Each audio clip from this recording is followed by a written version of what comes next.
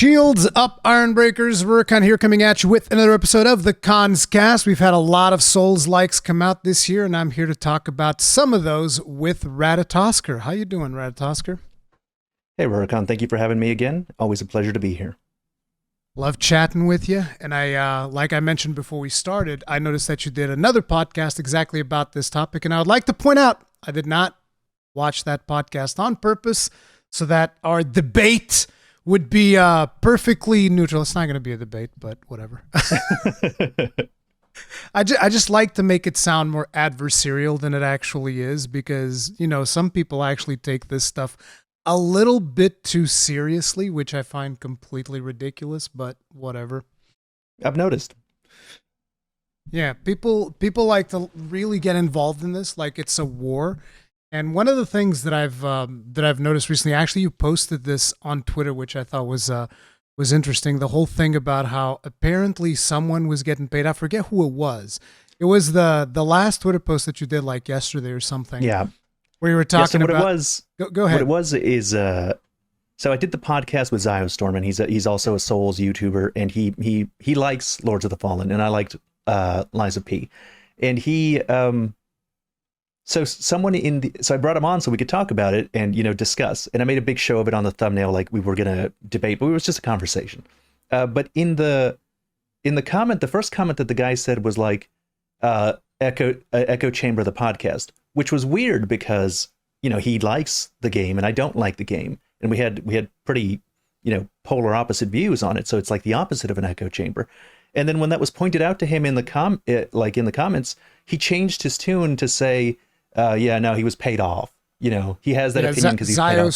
Ziostorm was paid off to like Lords of the Fallen. That's what he was implying. Like, the reason I brought this up is particularly because this is a topic that annoys the crap out of me. Because whenever one of us, and when I say one of us, I mean one of the content creators, expresses positive views towards a game where that is not the, let's say, accepted opinion, where, you know, usually an opinion forms on most titles whether or not a game is good or not.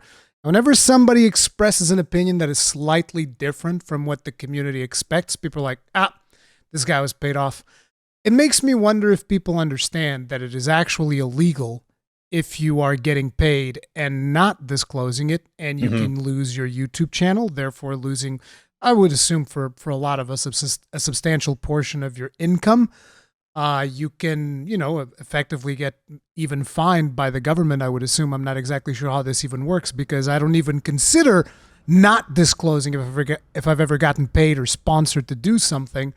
And it makes me wonder, do people just not understand that this happens? They just you even think have that to we're disclose if you get a key, I'm pretty sure. Yeah. Here's the interesting... Any amount of... yeah, go ahead. Here's the interesting thing. So mainstream media does not disclose that they get keys a lot of the times.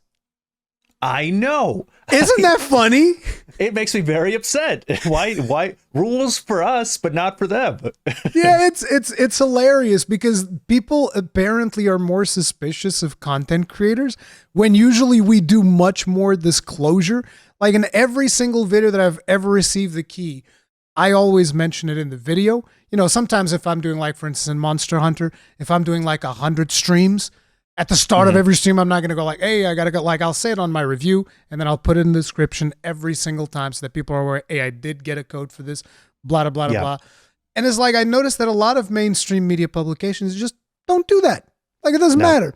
And then people get this idea, oh, mainstream publications are completely unbiased, whereas content creators are clearly biased.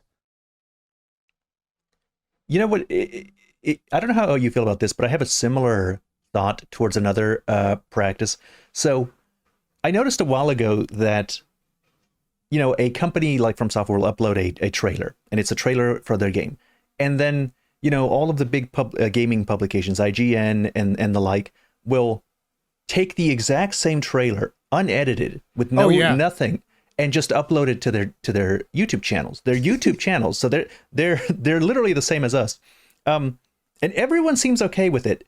And I'm like, I'm pretty sure From Software wouldn't do anything if I did the same thing. If I took the trailer, nobody, because you're promoting the trailer, you're helping them achieve more reach. So the company doesn't care. They would totally allow that. But if I did that, it's like, it has a negative connotation. It's not accepted. yeah, it's not acceptable for a YouTuber to do that. But if you're a big publication like IGN, all of a sudden it's okay. Perfectly fine. Yeah. I've always thought that was some really weird stuff. And we're talking like I've thought about this since the Machinima days. Remember when Machinima was still a thing? Like back in those days, I seem to remember, wait a minute. These guys are just like blatantly re-uploading these trailers. There's no commentary. There's no transformative value. They're just re-uploading the stuff and it's fine. And they re-upload movie trailers, re-upload video game trailers, and this is perfectly fine. Nobody cares. If we were to try to do that, everybody would land on top of us with a ton of bricks. Like, what's going on? It's also Go okay. ahead. So did you notice? I noticed like not all publications are all that bad, but I did notice. See, the thing is, I wasn't paying attention to media landscape before I became a content creator, you know, and even after I've been slow to like pay attention to what's happening on Twitter. I've been slow to expand my vision and stuff like this.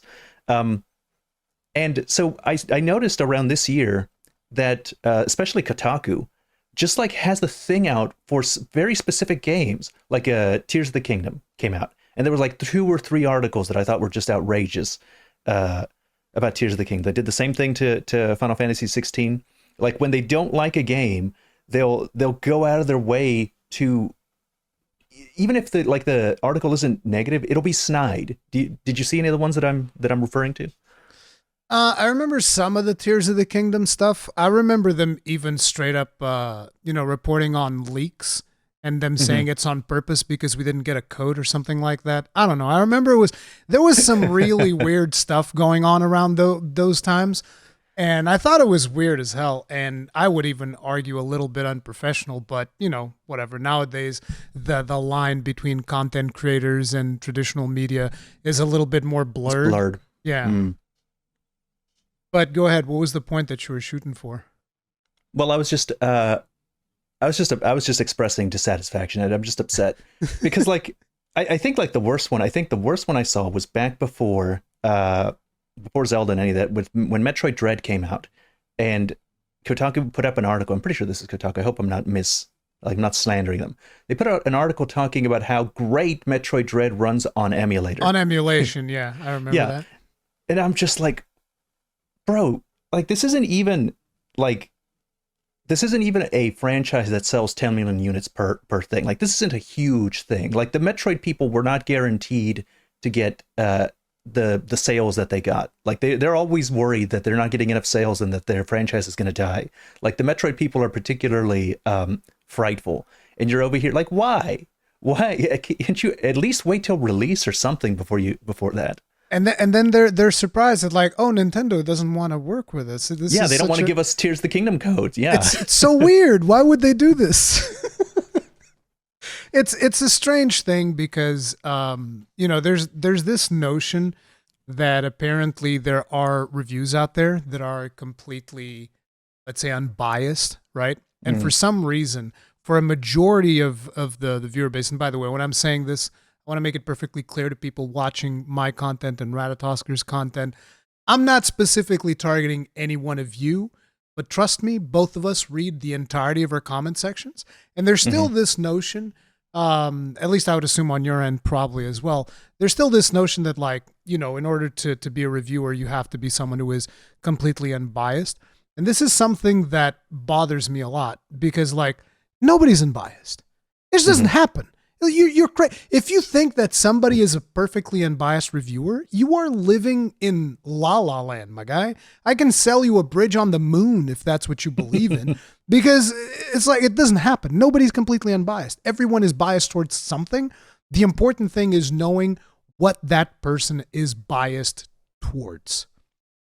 Yeah, it's good if you have a body of work. And like the way that I recommend people view my reviews, and everybody's reviews really, is if you like a channel and they have a lot of the same opinions than you do, then you're probably in the same taste cluster because tastes cluster, and so you're probably close to that person in the same taste cluster. So So if you're looking for an opinion, find the people that kind of share your opinions on in their history. They're, we're YouTubers. Our history is right there. You can see all of our opinions about all the games that came out. You can see if our opinions match up, and then you can use that as a predictive tool to see if our opinions will match up in the future. And not just that, but to determine the value that you have for our opinion on a specific topic. Like, for instance, if all of a sudden I put out a review on, I don't know, City Skyline, people look at it and it's like, well, this doesn't have that much value for me, probably because he has no idea what he's doing in that game. Or maybe somebody else would be like, actually, this has a lot of value for me because I like the same stuff he does. So there's a potential that if he doesn't like this, maybe I won't like it either. They can also determine the value that they give to the opinion of that content creator based around their knowledge of them, which is what I find more important than necessarily, I need to find the one unbiased review that doesn't exist, by the way. I don't know if you saw, but before my latest podcast, I put out a video basically saying... I saw that one. Yeah, so there does seem to be in the community a belief or that it's possible to have objective reviews. And I don't believe that. I made that clear in the video. Yeah. Because once you can have an objective view of the facts of a game, like you can say things about, you can talk about the objective things about a video game, but at some point you have to use your own judgment, because a review, especially a numbered review, especially if you're the kind of person that puts scores on your review, you have to make a judgment call. You have to use your own personal judgment to see whether or not you like it. You have to determine, is this element good? Is this element bad? That requires personal opinion. So, on a fundamental level, I don't think you can have an objective review. But even though I put that video out and I tried to be very clear about what I meant, still people in the comment sections there were people in that video's comment sections that don't agree with me. And there seems to be like, I don't think it's that many, but there's a sizable number of people that even after it's explained to them, believe that objective reviews are possible, that it's possible to have so there's some kind of philosophy around it. And I don't agree, but I was actually kind of shook that there was as many comments as I saw that still didn't agree that objectivity was impossible. Yeah, it's like the whole thing about a review is, at one point it's just based on the opinion of the person reviewing it, and how much value you get out of a review is based around how much you trust and how much do you believe this person to have the expertise required. Like, for instance, if I say this combat feels floaty or this combat feels like this, you will need to be aware, okay, so Rurikhan's played a bunch of Monster Hunter games, played a bunch of Souls games. What exactly does he mean when he says that this is floaty? And then, I also need to go further in depth and say, okay, it's floaty because of this. It feels clunky because of this. And that is how people can get to a point where it's like, okay, I understand where he's coming from. And that's the important part, because if somebody just says, oh, combat's floaty and clunky, the hell does that mean? Doesn't mean anything. Yeah, you need context. So I think in your review for Lords of the Fallen, or in your discussions of Lords of the Fallen, you called that combat floaty. Is that right? At the beginning, yes. I said there's an adaptation period wherein the combat feels much more floaty until you get properly acclimated to it. Right. So, when you're doing this in a review style, it like you said, it's helpful if you're comparing it to something else. So it's like, okay, this is floaty, as opposed, and then you make an example that maybe the audience knows. So let's say, Dark Souls was this way, and this is this way. That's why, a lot of people in my comment to my Lords of the Fallen video were talking about how you need to let this game be what it is. Stop comparing it to Dark Souls. Okay, but look, I'm comparing it to Dark Souls. I'm comparing it to Dark Souls because it's what my audience is a big Dark Souls audience. So I'm hoping that they're able to use that information to understand what I'm saying. I'm comparing it to Dark Souls so that they have a point of reference. I can't not do that. Yeah, it's like you can compare it and at the same time also say, yes, it's different in these aspects because it's trying to do its own thing, but here's the things where I like and here's the things that I don't like when compared to this other frame of reference that we have. As a matter of fact, a lot of people always bring up the Lords of the Fallen versus Lies of P thing, which is Right. something that we're going to get into, I'm sure. Mhm. But whenever they talked about that, I basically just said, look, do you like Sekiro and Bloodborne more? You probably will enjoy Lies of P more. Do you like Demon Souls and Dark Souls more? You'll probably enjoy Lords of the Fallen more. That's kind of like Right. the vibe that I took to it. That's the way that I would interpret it. I do have one more comment about the review thing, because there is one aspect where you and me differ very much in that video of yours, and that is finishing the video game. The finish, yeah, okay. I don't. Here's the interesting thing. I think that you can have an opinion piece on a game before you finish it. I do that all the time, but I don't like when somebody calls that a review. That's the biggest criticism that I have. Mm. It's more of a semantics but thing why? than But anything why? else. Because to me, a review needs to take into account the full experience, at least credits. Except for Nier Automata. That's the first thing that I thought, because I was thinking in my head about some of the stuff we were going to talk about, and I was like, okay, let's say for the whole review point, one of the things that I want to bring up is you need to at least get the credits. And then immediately Nier Automata popped into my head, and I was like, except for Nier Automata. For Nier Automata, that doesn't count. Okay, so I don't disagree that the quality of the review goes up by the longer that you play the game, you know. Yeah. The thing is, like for example, Starfield. A lot of people criticized, you can't talk about Starfield negatively because it's such a large game until you put 100 hours into it. You know, that I put that in my thing. It's like, man, I don't want to put 100 hours into the game. Like if rolling credits isn't enough, you know, you have to actually go into New Game Plus and deal with it. They said you can't do a review unless you finish the game more than once. So when I was talking about Starfield, one of the things that, and I was saying negative things about it, this was before I put my review out.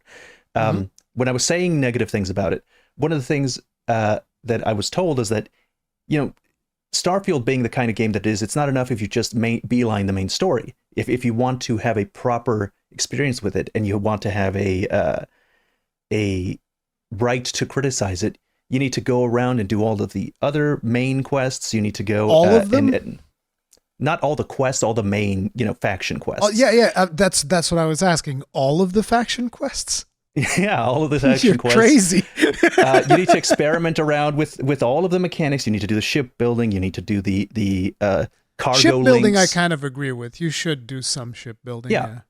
But what I'm saying is, it's a lot. You have to go into New Game Plus and at least beat the New Game Plus content once. At least beat the New Game Plus? No. Yeah. And I'm like, when does this end? Like, am I going to have to do something like this for every game? Yes, the quality of the review goes up, but I don't disagree with what you're saying. I'm just saying I don't want to. Like, I don't want to do that. See that because I get it. It's like it's just, again, it's if one I'm of not those having things. fun. I'm not having fun. Like I don't want to do it. But that's where I'm getting at. I don't disagree that you can put out a video about an opinion piece. I just don't like it being called a review. Is all I'm saying. A review. But at the end of the day, review to be a higher standard. For some reason, and at this point, I don't even exactly know why it is, but I know that whenever I think of the term review, the first thing, specifically in the context of video game review and content creation, I don't remember exactly why, but the first thing that comes to mind is John Bain, Total Biscuit. And I remember like him having super high standards for every piece of content that he produced. And I was like, no, if I'm putting out a review, I need to at least have seen credits. Anything other than that is like my thoughts on X game after some hours or some other impression. Yeah, impressions, something like that. Right? That's and again, I don't remember if he ever said something like that in one of his videos, but I do remember that. That's like the first thing that comes to mind is like John Bain. And for some reason, my brain just goes like, John Bain would not approve of this.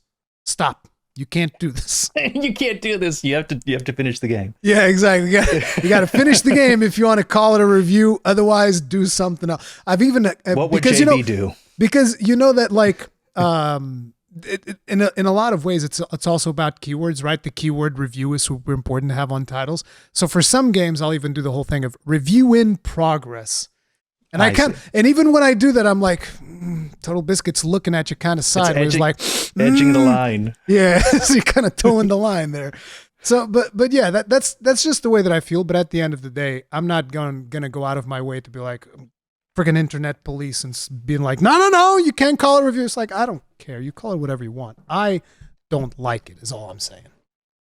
So specifically for Lords of the Fallen, there was I actually didn't want to make that Lords of the Fallen video. I'm happy that I made it, now that I did. But there was a specific... Which one specifically? The review. Your review? The review. Okay. Yes.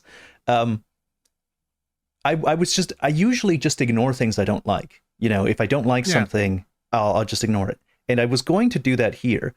But at the time, what I was saying was that most of the people that were enjoying, most of the content creators that were Souls people that I knew, were putting out, very positive reviews. Zyostorm and Lore Hunter and just pretty much everybody. I think Smotown just put something up.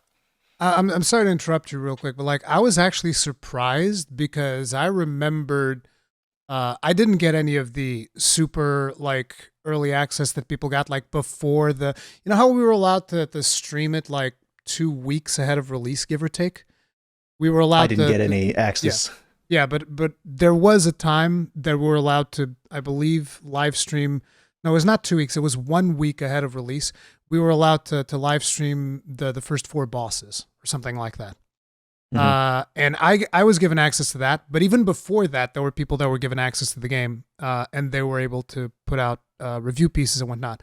And very much like you, I saw like tremendously positive feedback from those sessions, which I was kind of surprised because I expected there to be at least some amount of, floatiness and even jank to the game. I expected this from the beginning because I played the original. I did a full Let's Play series on that and all of that stuff. So I kind of expected that this one was going to have something similar, especially with it being like Unreal Engine 5, which I've also expected that engine in general to just be a little bit janky. And so I was very surprised with those things. And then when I got to play it, if you go and you watch that stream, which is, 7 hours, give or take, I die a bunch of times. I crash the game a bunch of times, and I'm just, it was not the best first experience. Let's put it like that. And by the way, at the end of that stream, my save file got corrupted and I lost all of that progress. Oh, wow. That's a serious glitch. Yeah, dude. So like, and it was the funny thing is you even see that last crash in the stream because like I'm about to finish the stream and I alt tab out of the game to go hit the end stream button on the YouTube side of things and my computer just freezes up. Now I have a 2 computer setup, so the streaming computer is completely isolated, no problem. The stream is still going, but you can see that like everything's frozen up and you can hear like that repeating sound when your computer blue screens, like, drrrr, you know what I'm saying? So you have that in the stream as I'm trying to close the stream and I'm like rebooting my computer in order to be able to close the stream because I have the way that I stream is weird, but like on the computer that I play games on, that's also where I have the streaming preview and all of that stuff from the YouTube side of things. And so eventually I finished the stream. And then when I boot up the game again, because I just wanted to see what state my character was in, it's like corrupted save. And oh my God. So I lost all of that progress. and it was a really funny section of the game too, because I started as that deprived character who starts with a bucket, which is probably why the game was so friggin' hard for me at the start. But it was whatever. I was having fun with it, right? So I lose that. And then eventually I have to replay the whole game up until that point again. But yeah, it was a strange first impressions for me. And then I see like all those super positive videos and I was like, there's a little bit of a disconnect there for me as well, which is why it took me, before I put out my stuff, I was like, okay, I really need to dive deeper and figure out what is going on with the combat system. And at a certain point, the combat system just kind of clicked and I was just super, super comfortable with it. And then things improved significantly. So for me, I didn't get to play it until release. I played it at release, streamed my playthrough, the early bits of my playthrough, and I was super excited about it because everybody and their mother was talking about Lords of the Fallen with the highest praise. Like it wasn't even just the content creators, it's some Souls people that I know on Twitter. Like everybody's like, oh, it's like playing Dark Souls 1 again. It's Whoa. like yeah, some really high praise going on for it. Yeah, that is high praise, like playing Dark Souls 1 again. Wait a minute. What? No. And so I was super excited because I thought the armor looked nice. I thought some of the architecture that I had seen looked nice. It looked okay. I'm all for it. The medieval fantasy. I'm more of a medieval fantasy guy than I am a Liza P. It's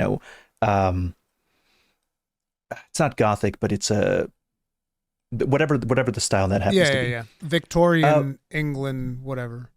Yeah. And so actually, I hadn't played Liza P either.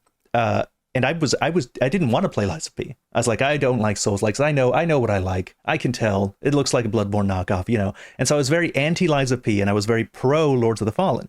Interesting. And so somebody I kept saying that to my chat while I was streaming, and someone's like, I will buy you the game. Like I will send you I will buy you Liza P if you play and stream That's good. And I'm like, okay, fine, but I'm just gonna complain, not like it, and you'll have wasted your money. But fine, we'll do that. And then I ended up loving it. Like I ended up loving Liza P. Do you know, just real quick, do you know if when you played Liza P they had done their first patch? Or was it was after they made everything easier. Yeah, it was after everything was easier. Yeah. That explains a lot. Because let me tell you, before that, yeah, it was some rough times. As someone who killed the final boss twice before that nerf, I mean, I'm actually not the actual final boss, like the dude before, the big boy. Yeah, that was annoying as hell, dude. I got stuck a lot, even post nerf. Like I mentioned this in my review. Like this is not an easy. Like even if you're a Souls player, even if you solo everything, even if you don't use summons, even if you do a melee character and you don't use magic, even if you're that guy. You're that guy. I'm that guy. You're still going to have a hard time with this. This game's not easy. I got stuck on the Scrap Watchman for at least an hour. I got stuck on the Archbishop for 2. Listen, I got so stuck on the Archbishop, I made a new character. I was this close, bro. I was this close to doing the same thing. I was like, it's a stupid fire dagger. That's what's happening. A stupid fire dagger doesn't do enough damage. That's what's going on here. I need a strength build. I need something. That's what I did. I just went and I got a strength build and I beat his ass. But okay. So just real quick to establish a timeline. And actually before we even get there, just a more general question. When did you start playing Souls games, and which one was your first? I don't know. Demon Souls on release. Okay. So you're an OG. Very well. Okay. Yeah. Keep going. So Lords of the Fallen. Oh yeah. One more thing. Did you play Lies of P or Lords of the Fallen first? I played Lies of P first. Okay. All right. So Lords of the Fallen, I'm really hyped for it. I hadn't even finished Lies of P when I had started Lords of the Fallen. I was like, I really am enjoying this. I've gotten over the hurdle of figuring out, the combat more. I've beaten the Archbishop. More of the game's options have opened to me. I can respec my character now. I've got an understanding of the tempo to attacks now, which took me a long time to figure out how to parry them properly and get the 2 dodges, because the dodge is so weak early on in Liza P. Listen, that one. The dodge is garbage even after you get all of the dodge upgrades. Now, hear no other opinion on it. It is still garbage. And I find it interesting because I have people asking me, not asking me, telling me in the comment sections basically, oh yeah, the dodge is bad because you never upgraded it, bro. That's why you should upgrade the dodge. It's perfectly fine. It's like, listen, just because you can use a dodge to invincibility frame doesn't make it good. Okay? I can invincibility frame the bosses just fine. That dodge is still ass. It's very short. Yes. Yeah, I've never seen such a short dodge in any of these Souls games. I've never seen such a short range dodge. Size matters, guys. It do. Okay, so Lords of the Fallen comes out, and I want to like it. I come in with a very positive, feeling, whereas in Liza P, I came in with a very negative feeling. I didn't think I was going to like that. And so I ended up not liking it. And I felt compelled to make a video because, like, look, it's good because to you're have passionate opposing about it. opinions. Yeah. It's good to have opposing opinions. Like you have all of these Souls YouTubers, all of these Souls YouTubers that did like it, and these are people whose opinions I generally respect. And if I didn't like that, and I've been hyping it up on my chats and in conversations, I should give my honest thoughts. But I'm not going to play it for 50 hours. Like I'm not. I got to the point where I couldn't tolerate no more. And so I was like, I need to make What was that point? It's probably like what really frustrated me was the fire area. The fire area. Lower Call Yeah, Callrath. Yeah. That was probably it. Like I was tired of looking at that environment and the tunnels underneath Callrath, like all of that just annoying me. So many archers and exploding and fire. And so I was browsing through Reddit and I saw on Reddit somebody asked, does anybody else at the end game just run past enemies? And so these are people that are in the Lords of the Fallen subreddit. These people like the game, unlike me. Yeah. And so I go and look, first comment, it's like I run past everything. I don't do most upvoted comment. I don't do any of that stuff. I'm not going to deal with all of the missiles and the 3 and 5 melee things that they throw at you at once behind every corner, behind everything. No, I'm not doing it. I run past everything now now that I'm at the end game. And I was like, okay, well, if I'm going to be dealing with this stuff all the way from where I am all the way to the end game, like I just don't want to do it. Like, I just don't want to. See, but I do want to give my opinions as they are. See, so here's where I'm coming from when it comes to this game is I don't really think that you need to run past everything. The big problem there is that when you go into Umbral, you need to have an exit strategy. You need to have an idea. Sometimes you can't have an idea because you look around and you can't find the exit points.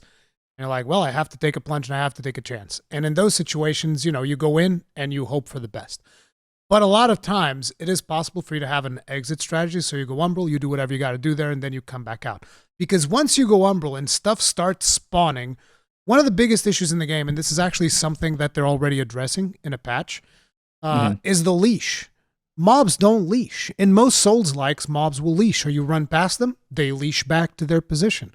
In this game, so this is more of an MMO term. I don't know if you're much of an MMO person, but it's like every mob will have the point at which they spawn. And so they're on a leash, basically, like a dog. And if you go too far away, they leash back to where they were because like their leash doesn't let them go any further. And in this game, they either have like the loosest leash in the world or they don't have a leash at all because they follow you everywhere, which causes a lot of people that are used to in Souls games to just run past stuff. You can't do that as effectively here because eventually if you run into a dead end, it actually is a dead end. You're going to die. Yeah, you have like 10 things behind you just chasing you. Yeah, I experienced that. But the thing was, for me, I don't run past things in Souls games, because there's only like 3 or 4 things in a given environment. I kill like 5 enemies in a small area, and then I can explore the area and look for clues. And hey, can I jump down there? The message says I can. Maybe I'll give it a try. But in Lords of the Fallen, there's not 5 enemies in a given area. There's like 10, 12. Yeah, there's a lot of them. There's definitely more than what you would expect. But the thing is, a lot of them are basically fodder. They'll just there to bother you, and then there's 1 or 2 guys that are the ones that you got to pay attention to. Yeah, and so like, let's say I get past that area, and I do kill them normally, and I loot the area, all right, and then I go to the next area, and then I kill everything in there. I explore like I'm playing Dark Souls. I kill every single one of the zombies, every single one of the ranged enemies. Everything's dead. And then I go to the third area, and in the third area, I die. Okay. I don't want to go through the first 2 areas again and kill every single thing because I've already cleared it. I've looted everything there, and it would take a lot longer. These enemies have a lot of HP sometimes, even though they're weak. Especially early game, it took me a bit before I started doing good damage. Yeah. And so I would hit them like 3-4 times as a normal zombie before it dies. And so I would run past them because I didn't want to do the first 2 areas again. And then I get to the third area and I'm like, all right, now I'll clear the third area. but the enemies from the first two areas chased me there. They're still coming. They're still there. So I was like, well, this is bullshit. I don't. You just want to skip to that third area. It's one of the things about this game that I feel, I'm not sure if they don't do necessarily the best job at maybe teaching you how and when to use those seed beds. Do you know what those are? The ones that give you like temporary checkpoints? Because when I first started, I was always like, oh, I'm going to save all of these seed beds. And so I'd be killing bosses over and over and over. And I'd be like, oh, I'm going to have like 50 seed beds and I have all of these checkpoints. And it's like, no, the bosses just stop giving you seed beds once you have 5 of them. Whoa, my God. So the maximum you can stack is 5. So it's like their whole point is use them, because whenever you kill a boss, you know, we're going to give you another one. You kill a boss, we give you another one. Every single time they give you another seed bed. And on top of it, you can just buy them infinitely on the Umbral guy at Skyrest. So it's more one of those situations, if you're measuring how far away am I from the vestige? Is it worth it for me to place one of these down? Because to give you an idea, in the last area of the game, I was like, I don't even care, because that area was like so.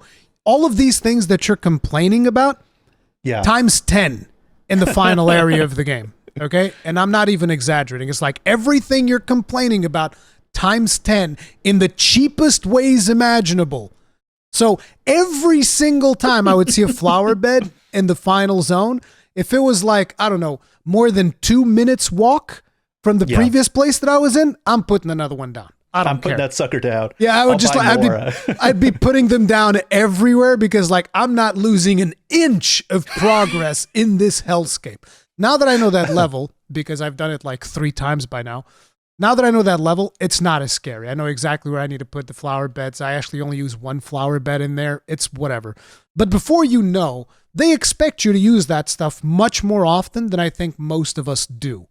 And that's I was hesitant to use them up. Yeah. See, that's the thing. And that's what makes the game so hard to tolerate. And that's what makes people like really be frustrated with the amount of mobs that are chasing you down, because you're not using the seed bed system, where if you use it properly, I would argue some of those things go away. Not all of them, because there's still some situations that are a little bit nonsense. But, you know, most of the time I don't really have a huge issue with it. I've kind of memorized the places where I want to use seed beds. And so I just know, okay, when I get here, put down a seed bed. When I get there, put down a seed bed, because I know there's a high chance of me dying between here and the next checkpoint. So you mentioned the patch that the developers are doing, and like, correct me if I'm wrong, but I think the patch, like, it does the leash thing that you were talking about, but it also, it reduces the aggro range, and it also, is it true that the enemy density is being impacted? They're nerfing how many enemies are in an area? I've heard something about that. I haven't been following the patches too closely, because the thing is, they've been patching the game even harder than NVIDIA releases new drivers, which makes it kind of hard to follow. So they've been patching the game a lot, which in a way is a good thing, because it shows that the team is dedicated to fixing a lot of the problems that the game has. But in another way, it does make it hard to keep track of what is happening. And I even think that some of the patches might have broken some of my quest lines on some of my characters. Because, you know, you have these quest lines with NPCs and whatnot, and the way that they're patching stuff so aggressively, I'm not sure if some of the stuff got broken along the way, but whatever. It's neither here nor there. But so I think that what they're doing is they're reducing mob density in New Game. And then a little bit, you'll have higher mob density in New Game Plus, and then so on. The further you go in, they go back to what their original design was. So that by the time you get to New Game Plus 3 is when you get to the actual intended difficulty that they wanted from this. Not difficulty, but the intended mob density that they wanted from the start. Another thing that happens in New Game Plus 2, by the way, is you don't have as many vestiges. Like, their design was you straight up don't have static vestiges in New Game Plus, apart from the main hub one. Right. But they're changing that as well. So, as a matter of fact, I think they might have already changed it, because, again, patches have been very, very fast-paced. But basically in New Game Plus right now, they're removing some of the static vestiges, and then in New Game Plus 2, they remove a couple more, and then in Plus 3, it's just Skyrest and one more, which is the Shrine of a Deer. I see. Okay, well, see, So they're making the game progressively about, harder. I'm conflicted about that. Well, it's good that they do put it back to what they wanted originally, Mm-hmm. but I'm not sure I like the normalizing developers changing their game in fundamental ways because of whiny bitches like me. You know, Yeah. Miyazaki would never. You know, if I was complaining about Miyazaki's design, I mean, they like, did nerf the Gundam Angels in the Ringed City. Yes, but I mean that's not the same as like taking away, adding bonfires after people complained. I mean that's a fundamental change that they wanted to have no bonfire. I remember talking to Zyostorm about this, and he told me that he talked to the developers, and they said that they were thinking about just having the no vestiges everywhere, like from new game, starting a new game, and you just wouldn't have any vestiges, and you would only have the seed beds, and you'd have to walk everywhere. So they were trying to. It seems to me like they were trying to recreate the feeling of having no warp point in Dark Souls 1. So I don't think it worked out. Like I do think it's a good idea. I'm also not sure I want them like reacting that way. If that was their vision and that's what they wanted to do, if it's their own idea, fine. But if it was because a lot of people complained, I don't know. I'm not comfortable. It is a weird situation. There are some things where I think they've also changed this recently because I saw a video about it. I haven't paid too much attention, but it is something that I complained about as well at the beginning, which is you can't send back elevators. That I think is just no, you can't. I mean, at least at the beginning you couldn't. I believe that now you might be able to. But that was just something that to me is a no-brainer. Like you should be able to send back elevators. That shouldn't even be a point of discussion because in a lot of situations you're going back, you're backtracking because of the boss and there's an elevator in the way.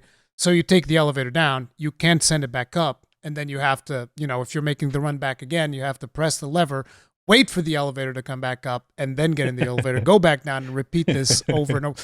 And that to me is a no-brainer.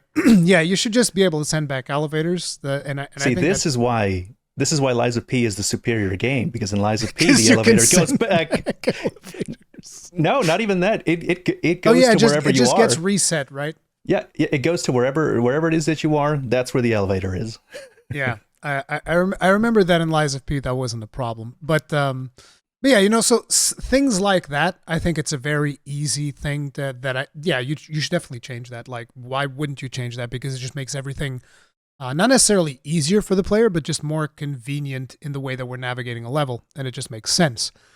But some things like what you've said, which is, their fundamental design of we don't want vestiges in New Game Plus, in a way, as someone that's playing through the game and I'm trying to see how many trophies I can get because for some strange reason, like, I think it's because I'm playing with a friend and we both played through Lies of P and we're both playing through Lords of the Fallen. And that kind of awakens a little bit, not necessarily competitiveness, but almost like a camaraderie, like, hey, let's actually push and see how much we can get. I still don't know if I'm going to go for the platinum on this one because collecting every piece of armor and every single weapon is, that's a lot. But, I'm trying to do a lot of those things. And as someone that's trying to do that, having no vestiges in New Game Plus sounds like a hassle. And, having vestiges there sounds way better. Because, particularly for certain quests, right? You have an NPC that moves from here to here. Now what? Now I'm going to have to run across half of the game to get back to this NPC? Like, that's annoying. So, there's situations like that. But if their design was no vestiges, then, I never got to experience that yet. Maybe I will, maybe I won't. I don't know. But I'm still very much addicted to the game, so maybe I'll get there eventually.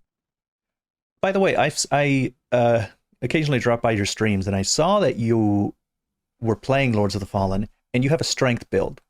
Towards now, I guess, towards the end game. At this point, I've made 3 different builds. Okay. So the build that I've first done, probably the one that you saw, is a Radiance Strength hybrid. So that's kind of like Faith Strength in Souls games. The second one that I did, which was not streamed at all, was pure Pyromancer build. And the third one is Pure Faith build. I'm not doing Umbral because I've already seen my friend do Umbral. I know that I don't like it, and Umbral is completely busted as the most broken, overpowered thing in this game. It does look strong. It does look strong. No. You don't understand. If you say it looks strong, you have no idea. I'm talking about like my friend just straight up deletes bosses. Like actually, like not even in that sense where like, oh, I go up to the boss and I smack him and I deal so much damage. No. My friend, like for instance, you know the Light Reaper? We killed the Light Reaper so fast that the dragon had to go through the midpoint cycle of the fight by itself without a rider because the Light Reaper was dead before the fight ended. Like the Light Reaper was dead in front of us and the dragon was going through its cycle doing the rest of the fight by itself. So that was fun. That's fun. Yeah. So yeah, the Umbral is completely and absolutely broken. And here's it's not even about the damage. Umbral literally has just infinite casts. You can just cast forever. You don't have to worry about it. Just cast your most powerful spell nonstop. Why? Because Why? there's a necklace that says, you know, if you're out of mana, you can just take withered damage and still cast the spell. But because when you hit things, you recover withered damage. So you hit things with your spells and you effectively have infinite mana. Oh wow, that's strong as hell. And then on top of it, because I'm playing a Radiance build, I do AoE healing. So even when he misses his spells, it doesn't matter because he just regenerates super fast because of my aura. So it just doesn't matter. We just destroy the game. It's disgusting. How is the co-op now? I heard it was very rough on release. The co-op is still very rough. It's always been rough. The thing about it is, it's like, look, I've been playing video games since the late 80s, throughout the 90s, and there was a point in my life, just to give you an example, there's one of the series that I really liked up until Sony kind of like killed that studio is Wipeout. And so you know what Wipeout is, right? The anti-gravity... I think so. Yeah, okay. So it's these anti-gravity ships and you race them around tracks and whatnot, right? So I bought Wipeout. One of the Wipeouts, I think it was 2097 or whatever it was called. I bought that Wipeout, and the computer that I had, the graphics card it was called an S3 Verge. Okay? You have nobody will have any idea what the hell that is. Let's just say it was not a very good graphics card. So it didn't support that game, but I was able to get it running. And so the problem was, if you install a certain set of drivers, you would be able to render the track, but not the ships. So the ships would just be like black, no textures. If you installed a different driver, you would be able to render the ships, but not the track. So what I'm saying with this, I still play the crap out of that game. Sometimes I would play having the track on. Sometimes I would play having the ships on. And I love that game. I love Wipeout. So I play the crap out of that game still. So what I'm saying is I have a very high tolerance for bullshit. Right? Yeah. So when you're telling me that the biggest inconvenience when it comes to this is like, you know, there's latency. Okay. So you're talking to somebody that, like, you know, I'll report it on my review. And as a matter of fact, like, I made this whole video about the multiplayer where I explained, listen, the biggest thing they got to fix is the latency. Latency is a huge problem. I recognize that, but I'm still going to play it if I think it's fun, is what I'm getting at. So yeah, I find the multiplayer a lot of fun, and it's particularly fun if you're playing with a friend. Like if you're playing with randoms, I actually don't think that this game is fun with randoms. The reason why I don't think it's fun with random is because, you know how in Souls, if you're going with random players, you all have a very specific goal in mind. It's like, okay, you summon me here. That means we're navigating to this boss and we're killing this boss. If you summon somebody in Lords of the Fallen, there is no necessary set objective. Like, for instance, I might summon you. I might be at endgame and summon you to the starting area. There's no limits. And then from there, we can teleport someplace else. And we can go do something completely random where there's no bosses. We can just be doing a grinding run.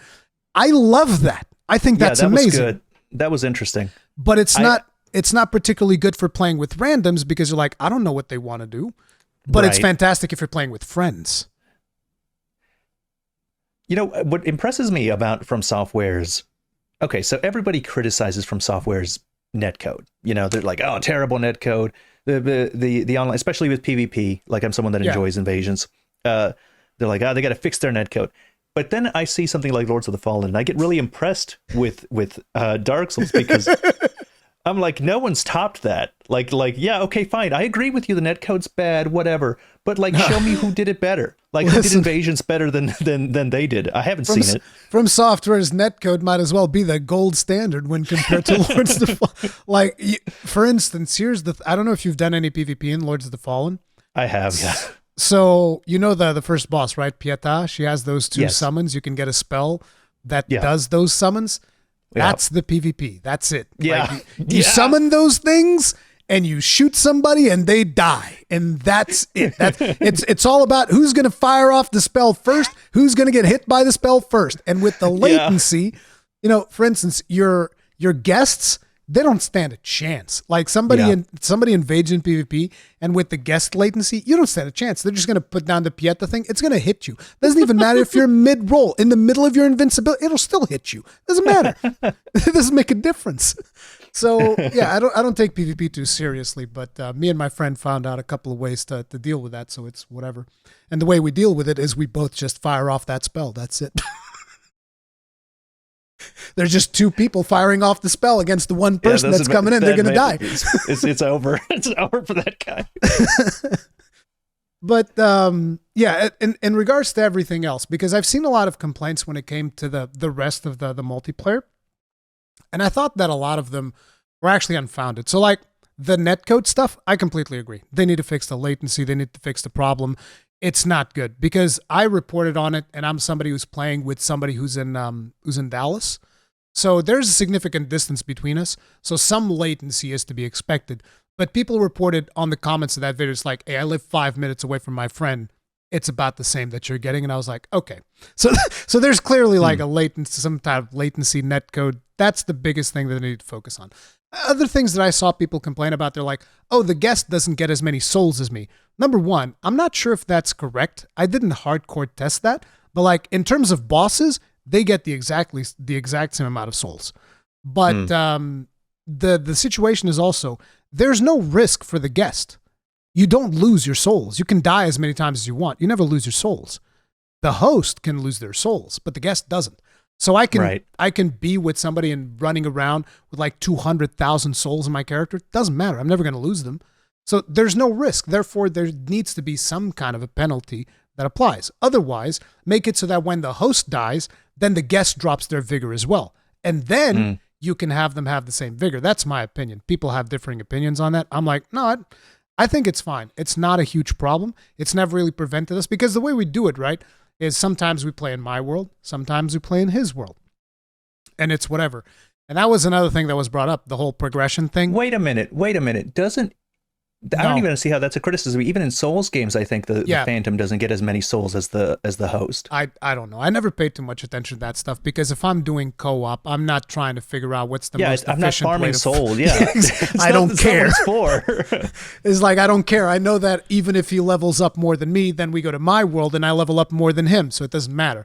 But that was another thing, right, where people talk about they talk about how the progression is not shared. Now, that was one thing that I would like to see. Maybe have an option where it's like, hey, look, I want to progress at the same pace as the host. Because there are decisions that are made and quest lines that advance and the ending that you get. And all of that can be influenced, by the decisions that the host makes. So, maybe the guest doesn't want to make those same decisions, which is why I think there should just be an option there. And then you can just just let us progress, both progress at the same time and finish the game together, and it's whatever. But I guess they're still not confident enough to have that, and there's probably going to be some jankiness to it. So that would be difficult to do. Like, I'm not opposed to that. People have been talking about something like that for Souls games since Demon Souls. Since Dark Souls 1. Yeah. It seems like it would be difficult to do, or somebody would have like come up to the bat already and tried it.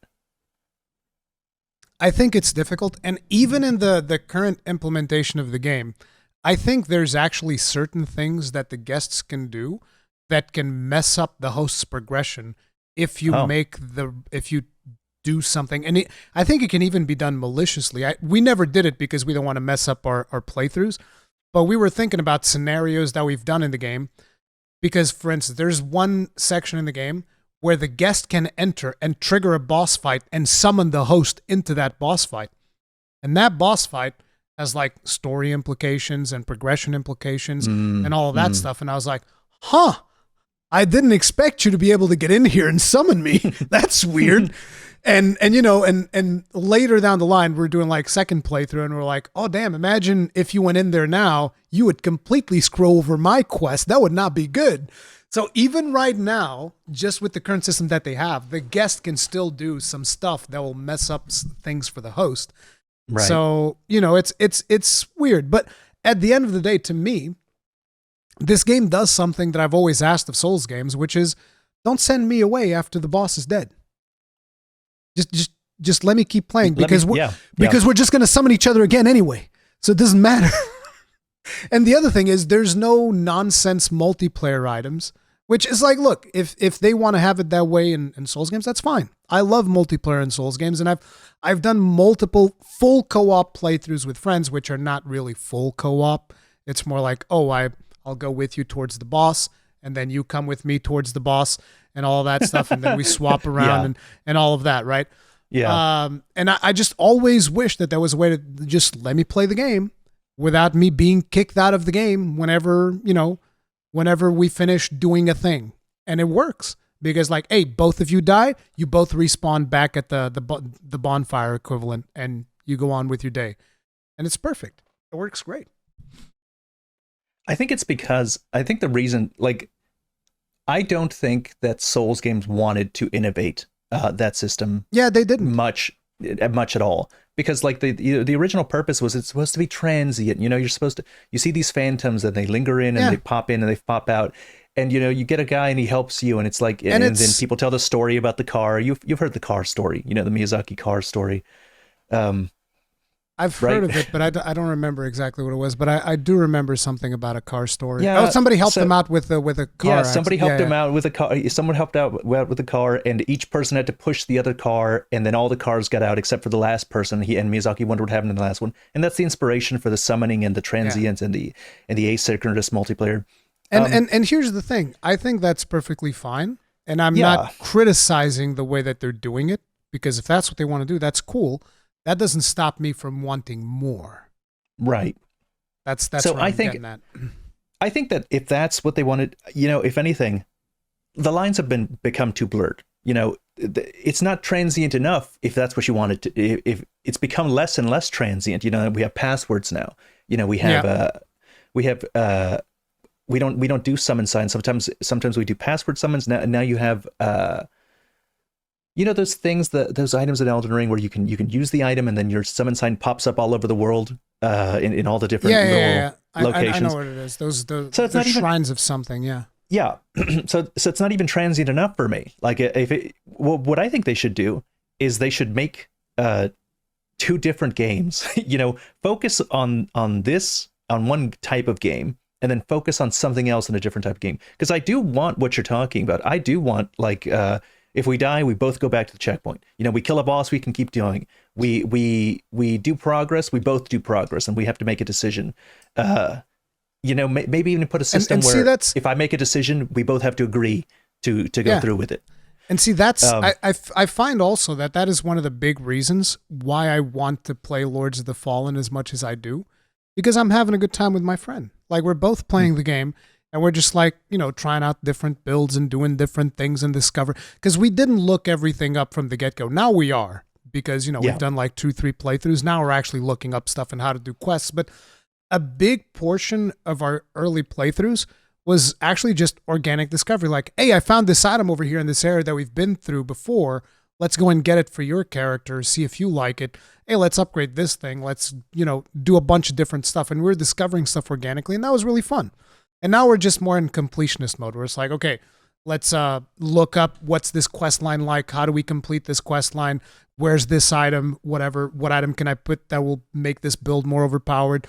Now we're doing that. But the main thing is, like, if I was playing by myself, I would have done probably one full playthrough, maybe two, then I'd probably be done with the game. Because, it's a fun game. I love it. I have a good time with it. But at the same time, there's still a lot of stuff that they need to fix in the game. The game has a ton of problems, and I bring a lot of those up in my review. It's just one of those things that those problems don't bother me enough to the point where I'm like, oh, I don't even want to deal with this. This is terrible. I can't take it anymore. Whereas it seems like they did for you. Co-op is a big thing. I would have co-opted. Like, see, I'm like you, that I'm big on co-op. I have like a friend specifically, and maybe two friends that I like to co-op with, and I'll co-op whatever I can get my greedy hands on, so I can have an excuse to hang out with them, and play together. So I've always been a big co-op guy. I'm a connoisseur when it comes to like 1 or 2 player co-op, like specifically, not big, 6 player co-op, but just one other person or 2 other people. Like that's pretty much for me. That's pretty much where I land as well. Like 1-2 people is perfect co-op. Yeah, and so that's why I like Remnant 2 so much. I recently started playing that because it's great. Perfect. Yeah, it's perfect. It's even better because I've always kind of hated Souls co-op. I've always said, like, I've never liked it because the game isn't balanced well with co-op. It's never been balanced well. It's just you can have fun with your friend. You can run through the level. The most balance you'll ever get is if a powerful invader comes in and is now he's hindering your progress, and you and your friend have to deal with it. That's the most balance you're ever going to get. In that the bosses aren't well designed to deal with 2 different intelligent people. Especially the bosses. And so something I've mentioned this before, but especially my first playthrough, I won't use summons or I won't use other people. I won't summon people to help me with the boss, and I won't even use the things in Elden Ring, the Ash summons, because one of the biggest things people like about Souls games is dealing with boss patterns.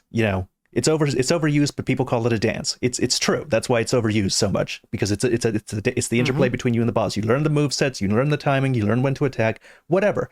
That doesn't exist to the same degree if I bring a person. First of all, if I bring an overpowered person, he'll kill the boss on his own, and then I don't get anything. I get no satisfaction from the experience. Even if he's a normal summon, and he does the same amount of work in the boss as I do, he's distracting the boss. I'm not getting that the bosses aren't prepared to deal with having more than one person there. None of them ever really were. I don't know if it's the same case for Ash summons. I used some Ash summons in some bosses. Like, not all the time. I would usually avoid like the using double them Crucible Knight. Yeah, double Crucible Knight. I just got the bird. Like that bird that just flies around. It's like, I don't care. Yeah, go ahead and attack that bird. Because the thing about, for instance, the double Crucible Knight, it's not, I don't even think it's hard. It's just tedious because you're basically running around the arena for like, I don't know, half an hour looking for the perfect opening, and then you exploit the perfect opening, and then you just run around a little bit more, and then exploit it again, and then run around a little bit more. And it's not even like S'more and Ornstein, where you could define their patterns. There was a design to that. There's a design.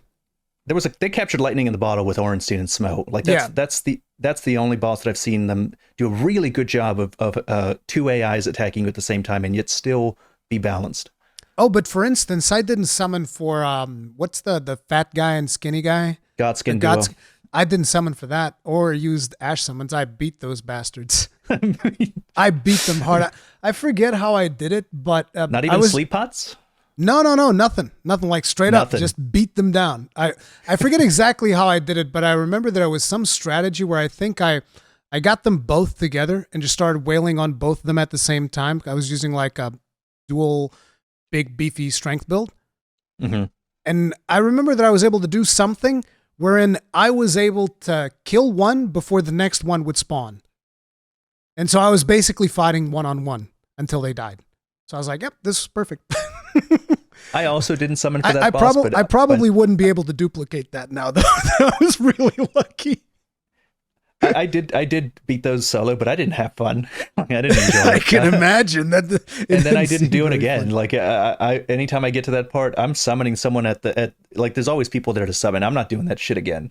I did it one time. That's all you get. I think I've done it twice, but I probably used the Mimic on the second. I also used the Mimic on Melania. Like, screw that. So one of the things that I still wanted to tackle, this one is actually particularly important to me because I even made a short about it with Fightin' Cowboy. The whole thing about the amount of visual stuff in the game, where I said that it was not particularly clear to me. Sometimes I won't be able to distinguish enemies because there's so much detail on screen, and I almost can't see some enemies coming. Yeah. And it was very interesting that I actually heard you complain about the same thing because I thought it was more of a me thing. Like, you're considerably younger than me, yes? Yeah. I believe? Yeah. I don't know. I have a hard time describing it, but I've heard several people now say something similar. I'm not sure exactly what's going on, but I feel like it's muddy. Like I feel like things blend together. I can't see properly. I can't differentiate between walls and floors a lot of the time. I get lost specifically because of it. I assume that there's like enemies around me instead of know that they're around me. So it's like I can hear them kind of, but it's like, all right, he's somewhere over there in that direction. Let me deal with these first, and then I'll go and I'll turn around and I'll really try and look. So the thing for me, and this is like, look, I had a lot of technical problems with the game because I have an AMD GPU. And I was actually daily talking to actually someone who I later came to find out is like the head of the studio, because I was in the Discord, and so I'd say, oh man, I'm having all of these crashes. And at some point he messaged me and he said, hey, just send me like the logs so that I can give a look at it. And so I was daily sending him, like every time it would crash, like midway through a stream, I'd be like, well, here I have to go harass this dude again, sending him the crash log of what just happened, and I would like timestamp the stream to show him when it happened. And then, I believe that the game has improved a lot, in part because I've been reporting so much of all these crashes, right? But the game crashed a lot on my system, is what I'm getting at. And if you go to like my streams, you can probably tally up throughout, I don't know, I did 11 streams, I think, and I must have crashed the game somewhere near 30 times. Oh wow! Give or take, yeah. It was really brutal, and so I would be constantly fiddling with the graphics options. And one of the things that I noticed at one point was like, okay, so wait a minute, I went from ultra to high, and the game actually looks better to me. It looks cleaner because it has less particle effects. So one of the things that I think, and I could be wrong, I don't know, people have told me that they completely disagree with me on this. But I think that there were a lot of people who were, fiddling with Unreal Engine 5, and they would probably come up with like, oh, look at this really cool particle effect. Let's put that in the game. Then somebody else, oh, look at this other one. Yeah, let's put that one in too. And I feel like a lot of times there's just too many particle effects, and you don't need them. I don't know if it almost feels like they needed somebody to rein them back in and be like, hey, we don't need to have blue trails coming off the lantern, blue trails coming off of every single enemy on screen, blue trails coming off of the character's eyes, blue trails coming off of, I don't know, whenever somebody shoots a spell. It's like, bro, it's too much. And then on top of it, whenever you're in Umbral, it's like there's ash falling in the screen. Yeah. And so I've played both the PC version and the PS5 version because my friend's playing on PS5. So on PS5, it gets even worse. If you're playing on performance, you will straight up have trailing in the visuals whenever it does dynamic resolution, because the game uses dynamic resolution to try to keep a frame rate. And you'll straight up have trails of particle effects, and it just like, it doesn't look good, is what I'm getting at. I really wish they had used less particle effects, because sometimes less is more, and they're really pushing too much on the screen at any given time. There's even particle effects for the sword buffs. You buff your sword, the little trails for the sword buffs. Oh yeah, like that's the other thing. I can actually get on PS5 in certain zones, because my healing aura which I've made a build that basically lets me keep the healing aura up at all times, and my mana still regenerates through that. Because I just put chunks of mana regeneration into that character. It's like completely focused around mana regeneration. And so I put up my aura, and it makes me believe that maybe the developers didn't think about somebody doing something like that, because I can get to a point where enemy animations are actually like stop motion. I'm not, you know how stuff renders sometimes when it's really far away to prevent stuff. You get that, but the enemy's right next to you. And it's really weird because, especially if you're trying to parry, like I'm playing the game with a light shield. It's like you can't parry nothing. The enemy, you can barely see the enemy animations. It's weird. So, you know, that's another one of those things. I just feel like the game didn't need that level of detail, and it doesn't necessarily make it look better than some other games just because it has more particle effects. We have old man eyes. We can't But be. you're much younger than me. Aren't you? Like, no, stylized graphics. That's it for me. No more of this. No more of this high fidelity. No more. Too many pixels on the screen. I don't like all these pixels. Yeah, it's old man eyes, but yeah, I don't know. But another thing that I thought was really cool, and you also mentioned this, is some of the stuff that they did with spell casting. I think spell casting needs to be like the new standard. New standard, and the range too. It's not just the spell casting. Yeah, the range is amazing. I was impressed with the way that they did ranged, because I never use throwables in Souls games. I don't. Because then I have to go buy more. And then it's like, you know, I have to keep track, because then this vendor has the fire bombs, the other vendor has the poison bombs, and the other vendor, God knows where, has the other things that I like to use. So I'm like, I'm not using any of it. I don't care. And in this game, I've used it's part of your build. It's part of your build. It's an essential part of it. Yeah. Even throwables that would not benefit from my stats, I was like, no, I'm going to poison you, and now I'm going to bleed you, and now I'm going to, you know, set you on fire, because I can. And it's great. and every, like, most of the vendors that sell stuff, they'll also sell you ammunition. So you can just buy more ammunition if you want to use throwables more, and it's fantastic. I think it's really good. And it's one of those things where you don't have to worry about, oh, I found this really rare thing that I can throw that deals a ton of damage. I got to be careful when I use, like, no, just use it. And if you die, you'll get it again, and it's fine, and use it again, and it's great. Yeah. I think that stuff was really good. And the spell casting, the fact that you can just have 5 spells ready instead of having to cycle through them using. I can't tell you how tired I am of cycling through spells in I just don't Souls use games. spells in large part because of that. Because of that reason. Because I do like. I usually don't like typical magic builds, so because I was never a fan of the almost Harry Potter-like animations that you get with them waving the wand. It's like, soul arrow. I was like, But lightning spear is badass, because he actually reaches back. It's like throwing a javelin, but it's a lightning spear. Like, that feels good. So I would do faith builds all the time, but I would use like 1 or 2 spells, and that's it. I'm not using more than that. It's too much trouble. It's annoying even in PvP, because I'll be in a situation and I need a certain spell. I knew if I could just cast this spell, I would win, and it's in my hotbar, but it's like 5 spells away. Like, so I've got to tap that sucker 5 times before I can get that spell out. And then by the time I do it, the moment's gone. It's passed. It's not working. Yeah, it's really good, to the point where, like I said, my first build was a strength faith hybrid, and my next 2 builds were purely spell casting builds mostly. And it felt good because you have all these spells available to you, and it's not really that much of a hassle to just cast them. And they also have several ways for you to recover. Like, even those lobby mobs, they can drop mana clusters and ammunition pouches and whatnot for you to recover stuff midway through a level, so that you can keep progressing and still using spells, which just feels good. So I'm hoping that people learn from that. I also liked the wither mechanic in it. Pretty much, it's interesting. Both Lies of P and Lords of the Fallen had very similar parry systems and block systems. So, you know, Bloodborne had the rally, and the way the rally worked, you take a hit, you can get some of it back if you're aggressive in a short time frame. Both these 2 games, like Independent, say no, screw that. That's not the right way to do it. If you block, you keep some of that health and you can get some of that back by attacking. That seems to be a better system. And they both agreed to that.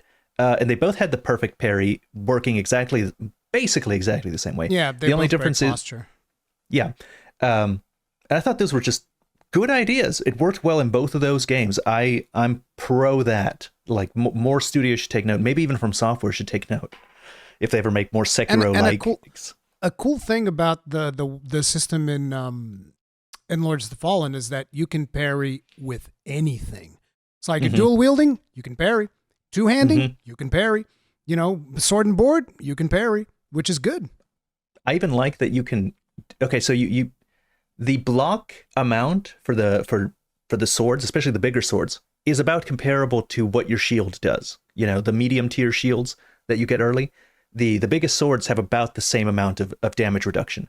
And I'm like, oh, that's genius. That's great. That's I've always wanted Souls games to do that. And the shield doesn't block 100%. So there's a risk reward thing. You can't just block everything anymore, because in Elden Ring and in Dark Souls, you can get a 100% physical reduction shield pretty easily in any of those games.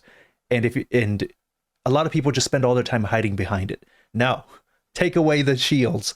No more shields for people. You get 50% max.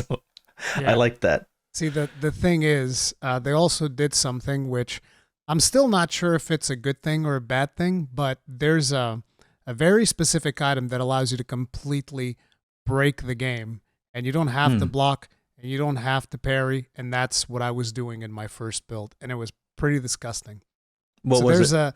There's an eyeball that you can put into your lantern that says, whenever you're charging an attack, I saw that.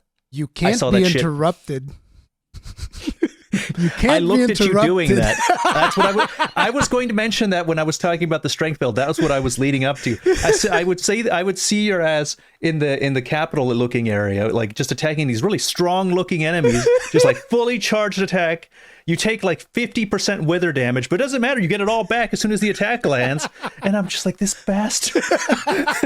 It's so disgusting, dude. It's one of those things, right, where should the developers intervene in that situation and rein it back, or is this just because it's a really fun way to play the game, but it's also really broken. Like, I'll admit it.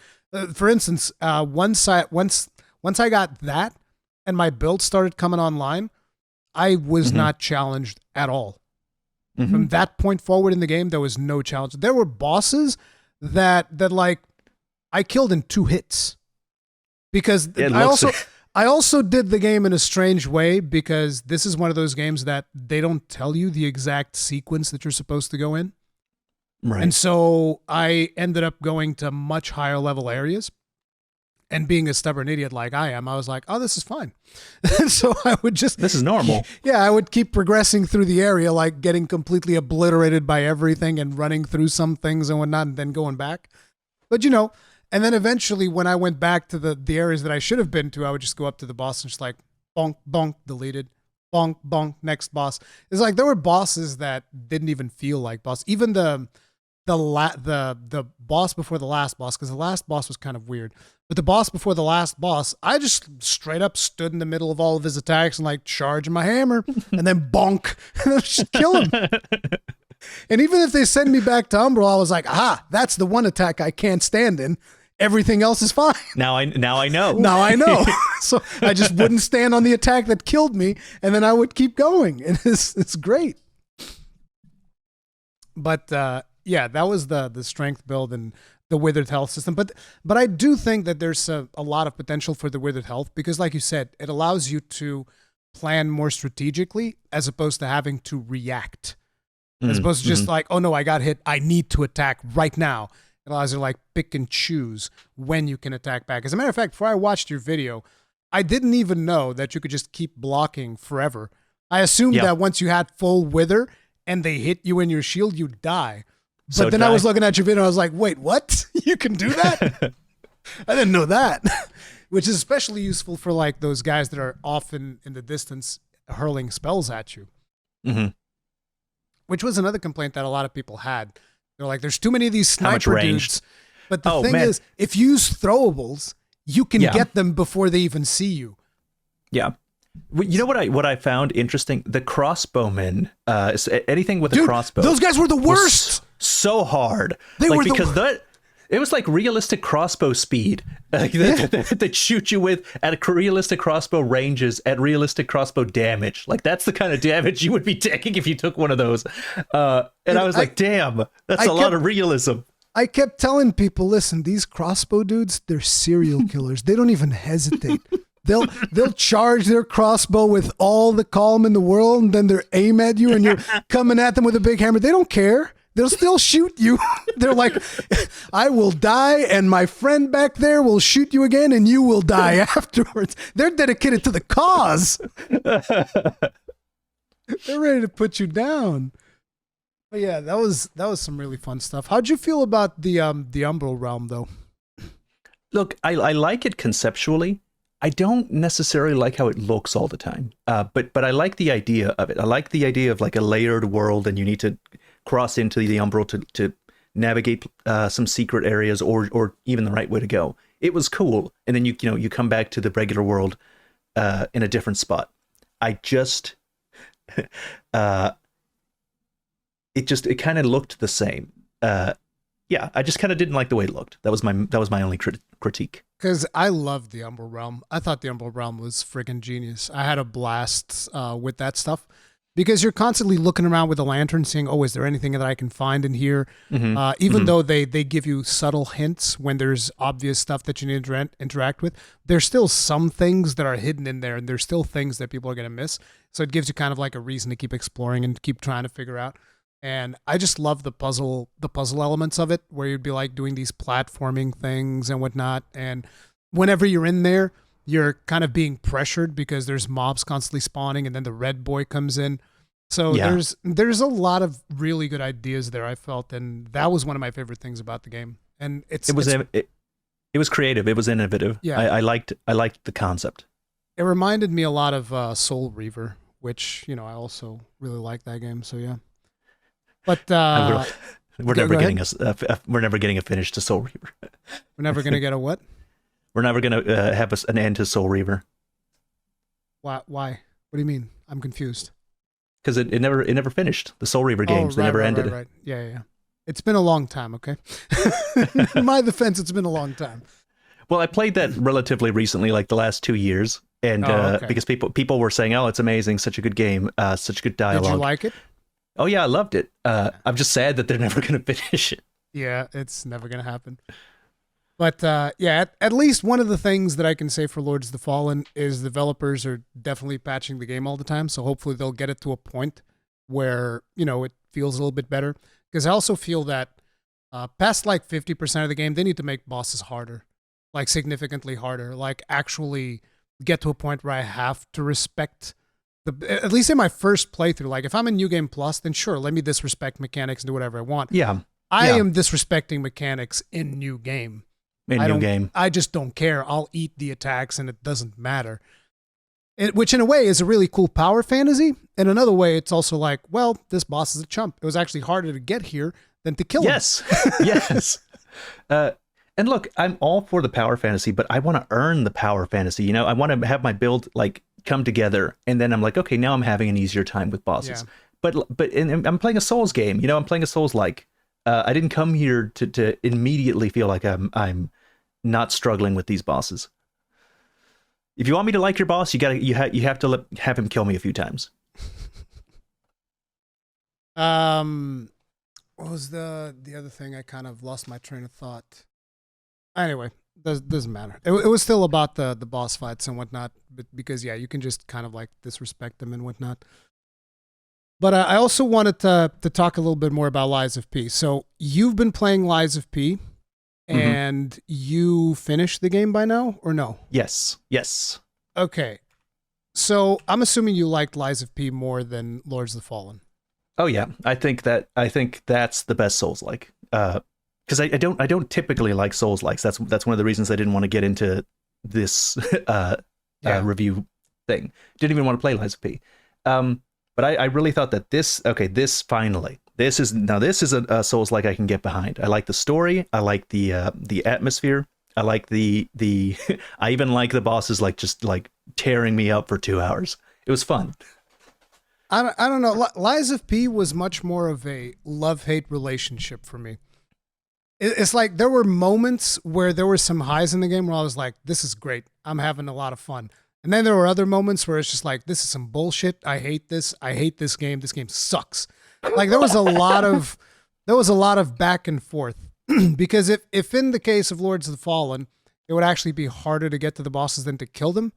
In the case of Lies of P, I would actually have more fun getting to the bosses than doing the bosses themselves in a lot of situations. Right. Because you played it on release, right? You played it on the hardest versions. I've continued playing it afterwards. I platinumed the game.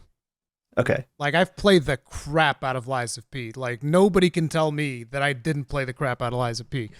And the thing about Lies of P is initially when I made my first impressions video or whatever, maybe even my review, I was saying I wish the parry window was a little bit more forgiving, because the penalty for missing a parry is brutal.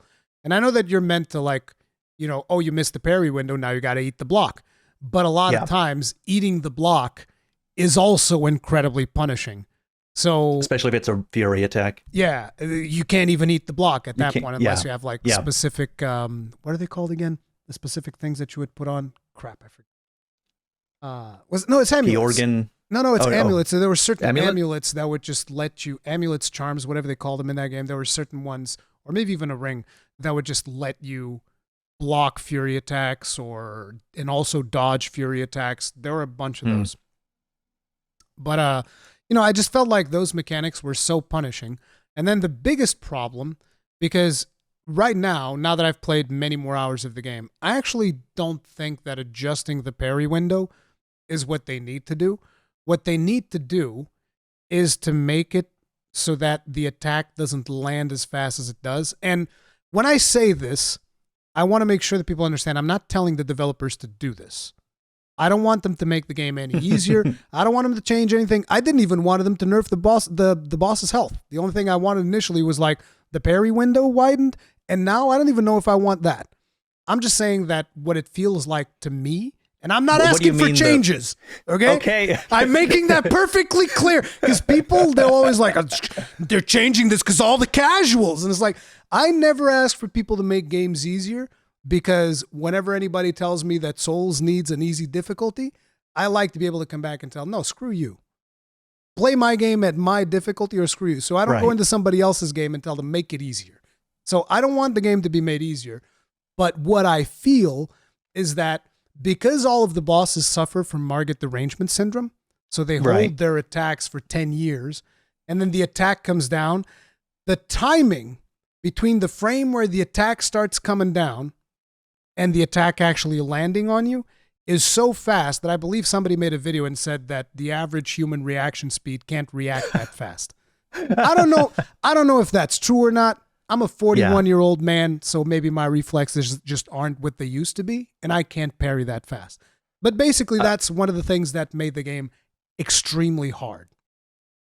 What I've noticed with the boss's delayed attacks and just the tempo of fights in it is that I think I and maybe a lot of people have gotten used to From Software timings, and I think that they're just tempo? the From Software tempo. Like I think that there's either Miyazaki himself or whoever's in charge of how the attacks are designed in Souls games has been in charge for a while, for several Souls games now, because I can intuit how those attacks are going to work really well. Like now from playing so many Souls games.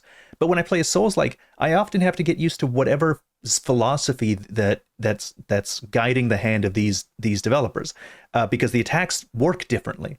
But I've noticed that once I got past the initial phase of like just getting my ass handed to me by the bishop, by the watchman, when I beat the game, I went back and I started a new playthrough just to a fresh playthrough. It wasn't New Game Plus, it was just fresh from the beginning. And I didn't remember how the Watchman's attacks went. Like it had been a while at that point. It wasn't memorized exactly, but I could kind of intuit how the attacks were coming at that point because I had gotten used to how this developer did it in comparison to how From Software does it. So there were some attacks that I was able to do fairly well. The Watchman was one of them. The Bishop had like this sequence where I could perfectly parry all of it. And there were like a couple of more bosses that I could kind of get in the zone. But when I'm talking like a couple of bosses, I mean a couple of bosses. Most of them were always a struggle. So I started coming up with other ways to compensate for it. I would dodge much more, which is terrible because, you can dodge as much as you want. They'll still catch you. A lot of times I would actually just start running in the opposite direction. I wouldn't even try to dodge. I'm just going to run. Just going to run away like really far away from you and just be super far. And then you can do whatever bullshit you're going to be doing all the way over there in that edge of the arena. And if you come close enough, I'll run away in the opposite direction again until you're done with whatever it is you're doing. With whatever bullshit you're doing. And then I'll go there. Archbishop's final attack thing that he does where he's charging up his thing. Like I struggled with the Archbishop. I was like 2 to 3 hours on that bastard. I will still die to that thing. My strategy is kill him before he gets there. Yeah. Okay. So when he does that stupid attack, like I see him charging up, my instinct's like run away. It's like, oh, he's doing the stupid attack. You with that. Yeah. So I was like, I'm going to go so far away. There's no way. And then like the beam doesn't travel slowly. It's just like beam, explosion. It's like I thought I had it that time. I was really frustrated at that point. I almost stopped. Yeah. It's I don't know. There's some of them, but the thing was, by the time that I finished the game, I thought that, you know what? I feel like in normal game, after the nerfs that they've done, I think it's fine. I think it's perfect. Mm-hmm. But in New Game Plus, oof. I went all the way up to New Game Plus 3 because I messed up one of the quests. So I had to redo a quest because, like I said, I was going for the Platinum Trophy. And because I messed it up, I had to go all the way up to the second encounter with the, what are they called? The Brotherhood. I had to go all the way up to the second Brotherhood encounter to fix whatever it is that I messed up. And when I had to fight the nameless doll in New Game Plus 2, I was like, nah, screw this. The hell with this. You're insane. There's just something wrong with you. Do you think Lies of P is harder than say Sekiro? Like a million times harder. Even Ishin? Because I've heard some people not agree. Okay. Which one of them? Seven Swords or the other one? Saint. Sword Saint. Sword Saint. Yeah. Wasn't it Seven Sword Saint? I forget. Whatever. The Sword Saint. To me, the other one's harder. Okay. The other Ishina is harder than Sword Saint. The fire one? Yeah, that one is way harder to me for some reason. Really? Yeah. Okay. I never was able to get into the tempo with that fight, whereas Sword Saint, I would like parry everything. It's fine, no problem. But the other one, I was like, whoa, I can't deal with this pattern of attacks for some reason. So I never got that one down all the way. But yeah, I would 100% say that Lies of P is harder. And it's interesting because I think so too. I've had several people, and the interesting thing was because I said this after having played the game before it was nerfed. And people have come to my video to comment after the game received a bunch of nerfs, and they were like, what do you mean Sekiro is harder? No, wait. And I would think, and will still say that I think even nerfed Lies of P is significantly harder than Sekiro. I think that most people don't remember how hard Sekiro was. Because the thing is, when it comes to Sekiro, there's a lot of stuff that you can do to deal with the difficulty of bosses. And when it comes to Lies of P, there's not that much until I found the one combination that broke the game, which I don't know if it's been patched or not. But yeah, there's a combination that straight up breaks. Is it the shield? The shield. Is it the shield? Yeah, the shield. The shield's strong. I broke, dude. It felt so good to kill the nameless doll with the shield. I was like, yep, don't care. Yep, I don't care. You're gonna die. It's that simple. I made a build for Lies of P that I called the Dragoon build. I never really made a video on it, but it was really cool. So you use the Sword Saint Spear, because here's another thing that Lies of P has, which is it has crit on some weapons. Yeah. Which is weird, because once you look at those weapons, like, why would I ever even consider using anything else? These weapons have crit. They just deal way more damage than the other ones. Like, what's the point? But, so I'm using the Sword Saint Spear with the shield, and it's just disgusting, right? On Nameless Puppet. But before that, I was using it with the Puppet String, and Puppet String is so much fun. That's why I called it the Dragoon build, because you'd be constantly jumping up in the air and then coming back down with the spear to hit them. It felt so powerful. It was really cool. I did that for a decent chunk of time. But yeah, then when it came to finishing New Game Plus 3, I was just like, yep, shield and spear all the way, kill everything. I don't even want to have to think about anything. I'm just killing these things and getting my platinum, and I'm done. I also got a bunch of comments similar to you, talking about how, Lightspeed's not that hard. Like, Dark Souls 3 was harder. Dark Souls 3 was harder. I struggled way more on Sekiro and stuff like that. And I'm like, fine. It's the ones that say that it's easy. No, it's totally easy. Skill issue. No, it's not easy. No. One or two things is happening when people say that. Number one, they're either bragging. They're bragging. Fine, whatever. Okay, yeah. You good for you. So you're either bragging, or you completely don't understand what it's like to be an average player. You don't know what average people, how much average people struggle on even Souls games, even Dark Souls and Dark Souls 2 and Dark Souls 3, which are significantly easier than this. So I think that happens a lot. People can't conceptualize outside their own. They don't have a good metric for the difficulty other people have. That I also think that a lot of people nowadays, they have this tendency to just watch, like, get overpowered early on. They watch like a video to get overpowered, and they don't understand at this point what it's like to play a game blind from the beginning, which is the way that I like to play these games. Last thing I'm going to do is look up a guide on how to be overpowered. I don't even make guides on how to be overpowered early on in the game, even after I figured out how you can become broken OP. I'll make a guide explaining you how to play the game so that you can go and figure it out on your own, just mostly explaining maybe mechanics that people don't understand, like for instance, Lords of the Fallen, the dual attack. Most people probably never even did it, which is the L1 R2 attack. I don't know if you know about that, but that gives you access to a brand new attack that most people don't even use in the game because nobody knows it exists. But that's the type of stuff that I think is important for people to be aware. How to break your character and become super overpowered. I think that's something that you do after your first playthrough. And then you're like, okay, now let's look up how to become overpowered. The problem is that a lot of people nowadays, and this is not really a problem, because, it's your game. Play it however you want. They go in and they watch a video how to become broken OP at the very beginning of the game. They jump into the game, start destroying everything, no problem. Yeah. And then they think that that's the experience for everyone, which is not. A lot of us like to experience it blind and like to explore it blind, have that sense of discovery, which is much more fulfilling. And for those of us, Lies of P is hard. I don't think people should play however they want. They should play how I tell them. Okay. Very well. I'm kind of joking. But only kind of. I only kind of, because I do have a little problem with it, because then they'll come, like you said, they'll come to comments like when I made a video about Margit in my initial Elden Ring coverage, and I talked about how he's kind of a wall. He's difficult. He's there to teach you a few lessons. I love that video, by the way. I really like that coverage that you were doing at that time, because I thought it was really cool to analyze it from like, this is how you're going to learn how to do this. This is how you're going to learn how to do that. It's the type of stuff that I don't really think about doing, but I thought it was cool content. It was trying to gauge what it would be like from a blind perspective. Yeah. Your character, you're just going in and you're trying to figure things out. It's a design philosophy video, really. And people are like, Margit is easy. You just get the rotten dog from Caelid, get the rotten dog Ash summons. You come into Caelid, so easy. Yeah, just go to Caelid.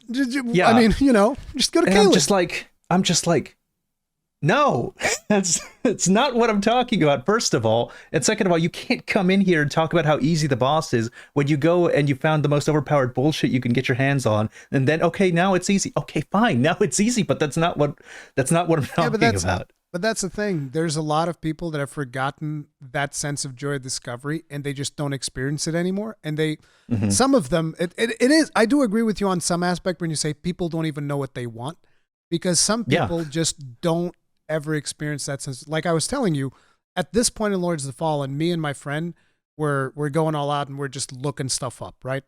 But we did probably 2 playthroughs worth, each of us, just discovering things organically until we got to the point it's like, okay, we can't find anything else. We're not going to be able to find anything else. Now let's go look up the stuff that we missed. And that was much more fulfilling than just knowing where things are from the beginning. And I know that there's going to be people that are going to say something like, well, I don't have time for that. Well, if you don't have time for that, you're just going to look everything up. If that's the way you want to enjoy the game, fine. I would argue that's not as fun, but each person makes their fun.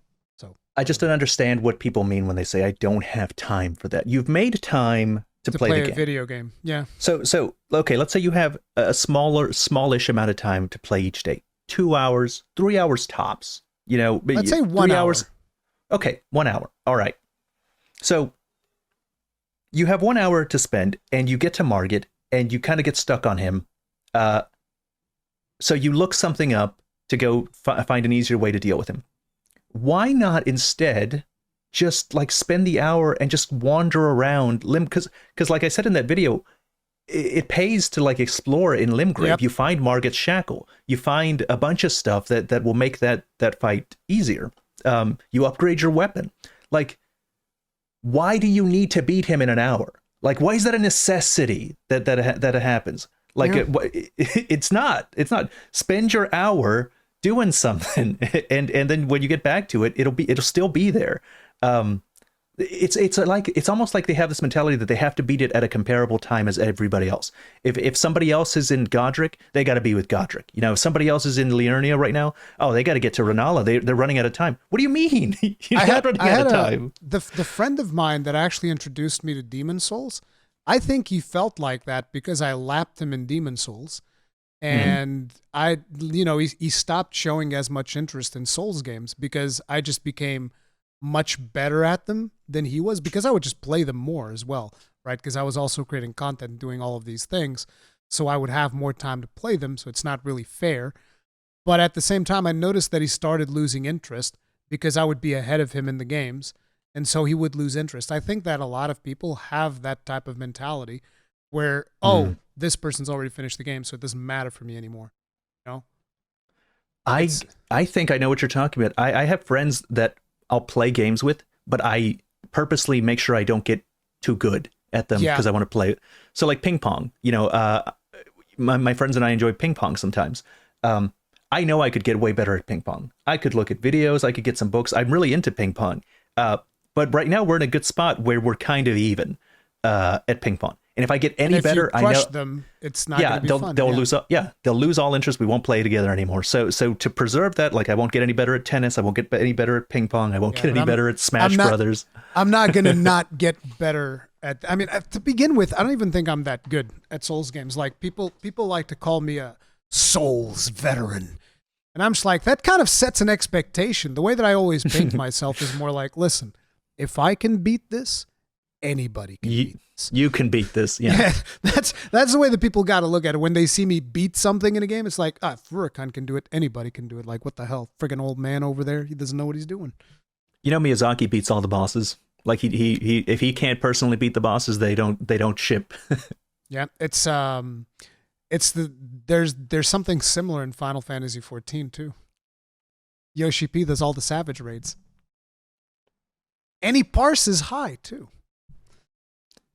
That sounds. Wait, from what I know about MMOs, like those are not easy, right? Like those are really hard. Oh no, those are very hard. Like that's way harder than what I'm talking about. Oh like, yeah. No. Malenia's one thing. A savage raid, like I've seen how raids can get, even though I don't play MMOs.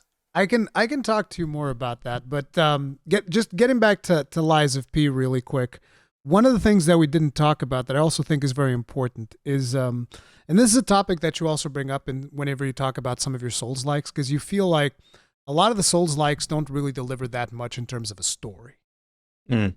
So I would agree that, for instance, I don't think the story of Lords of the Fallen is particularly interesting. As someone who's done, at this point, 2 endings of the game, I don't think it's super interesting. And even the story of the different characters, some of them are a little bit more interesting, like maybe the story of Pietà is a little bit more interesting there and what happens with her. And, there's 1 or 2 maybe other NPCs that are also a little bit more interesting. But even then, I didn't think that the story was, super amazing. I play these games more about the gameplay and the overall experience than anything else. But in the case of Lies of P, I actually thought that the story was really good. Right? Yeah. Okay, so that's not just me. No, that I mentioned that in my review because, okay, so it's not even that I think that Souls-likes have a bad story. I do think that, but they also hide their story the way From Software does. You know, they make it obscure and they want you to read item descriptions, and it's generally not worthwhile because what they're trying to reveal to me is just not, it's not worth it. I don't care. Like if you're gonna have a bad story, at least make it obvious. Eliza P does like both things at once. First of all, they do tell a coherent story even if you don't read anything, even if you don't look anything up. You know what's going on. It's like Sekiro. They take the Sekiro approach. It's more obvious than is usual for that kind of game. And then also there's like a lot of neat little things that you can look. You can read items. You can there's a lot of notes. You can find stuff. And there's metaphorical symbolism. Like it has a lot of alchemy references. It has a lot of Gnostic references in the game. So if you wanted to dig deep in there and look into the metaphors, you could if you wanted to. But just the base story is also solid, and the way it's told is solid. I'm very happy with it.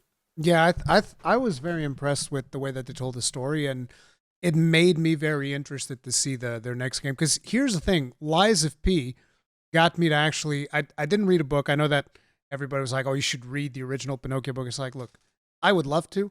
I actually don't have time. If I want to keep up with content creation, raising 2 children, and still trying to have some kind of like mental stability, I'm stretched too thin to read Pinocchio's book, but I will watch a video about it. So I watched the video about the original Pinocchio story, and I was like, damn, this is really messed up. This is some messed up stuff. What the hell, dude? It's not like Disney told it. I'll tell you that right now. Like, what the hell? Do you read audiobooks?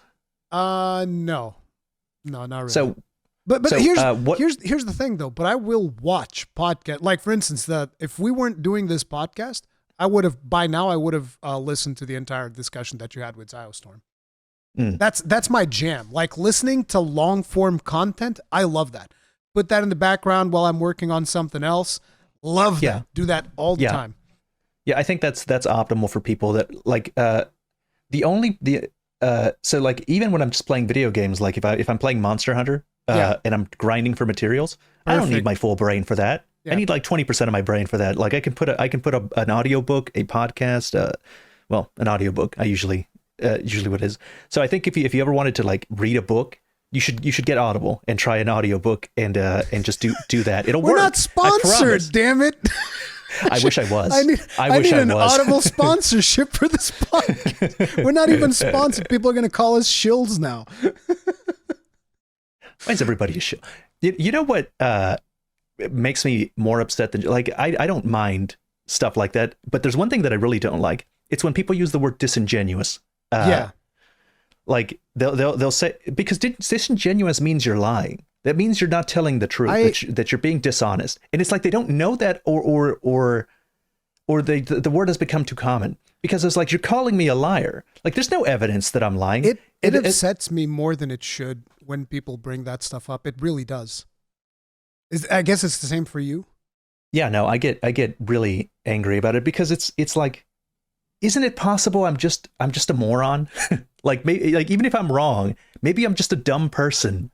And I'm saying a wrong opinion. Why do I have to be disingenuous? Why does that have to be your go-to response? It pisses me off whenever people accuse me of lying because I hate lying. I can't stand it. Like I think it's something the way that I was brought up because my parents always like scolded me giga hard whenever I was caught in any teeny tiny white lie. They would scold the crap out of me.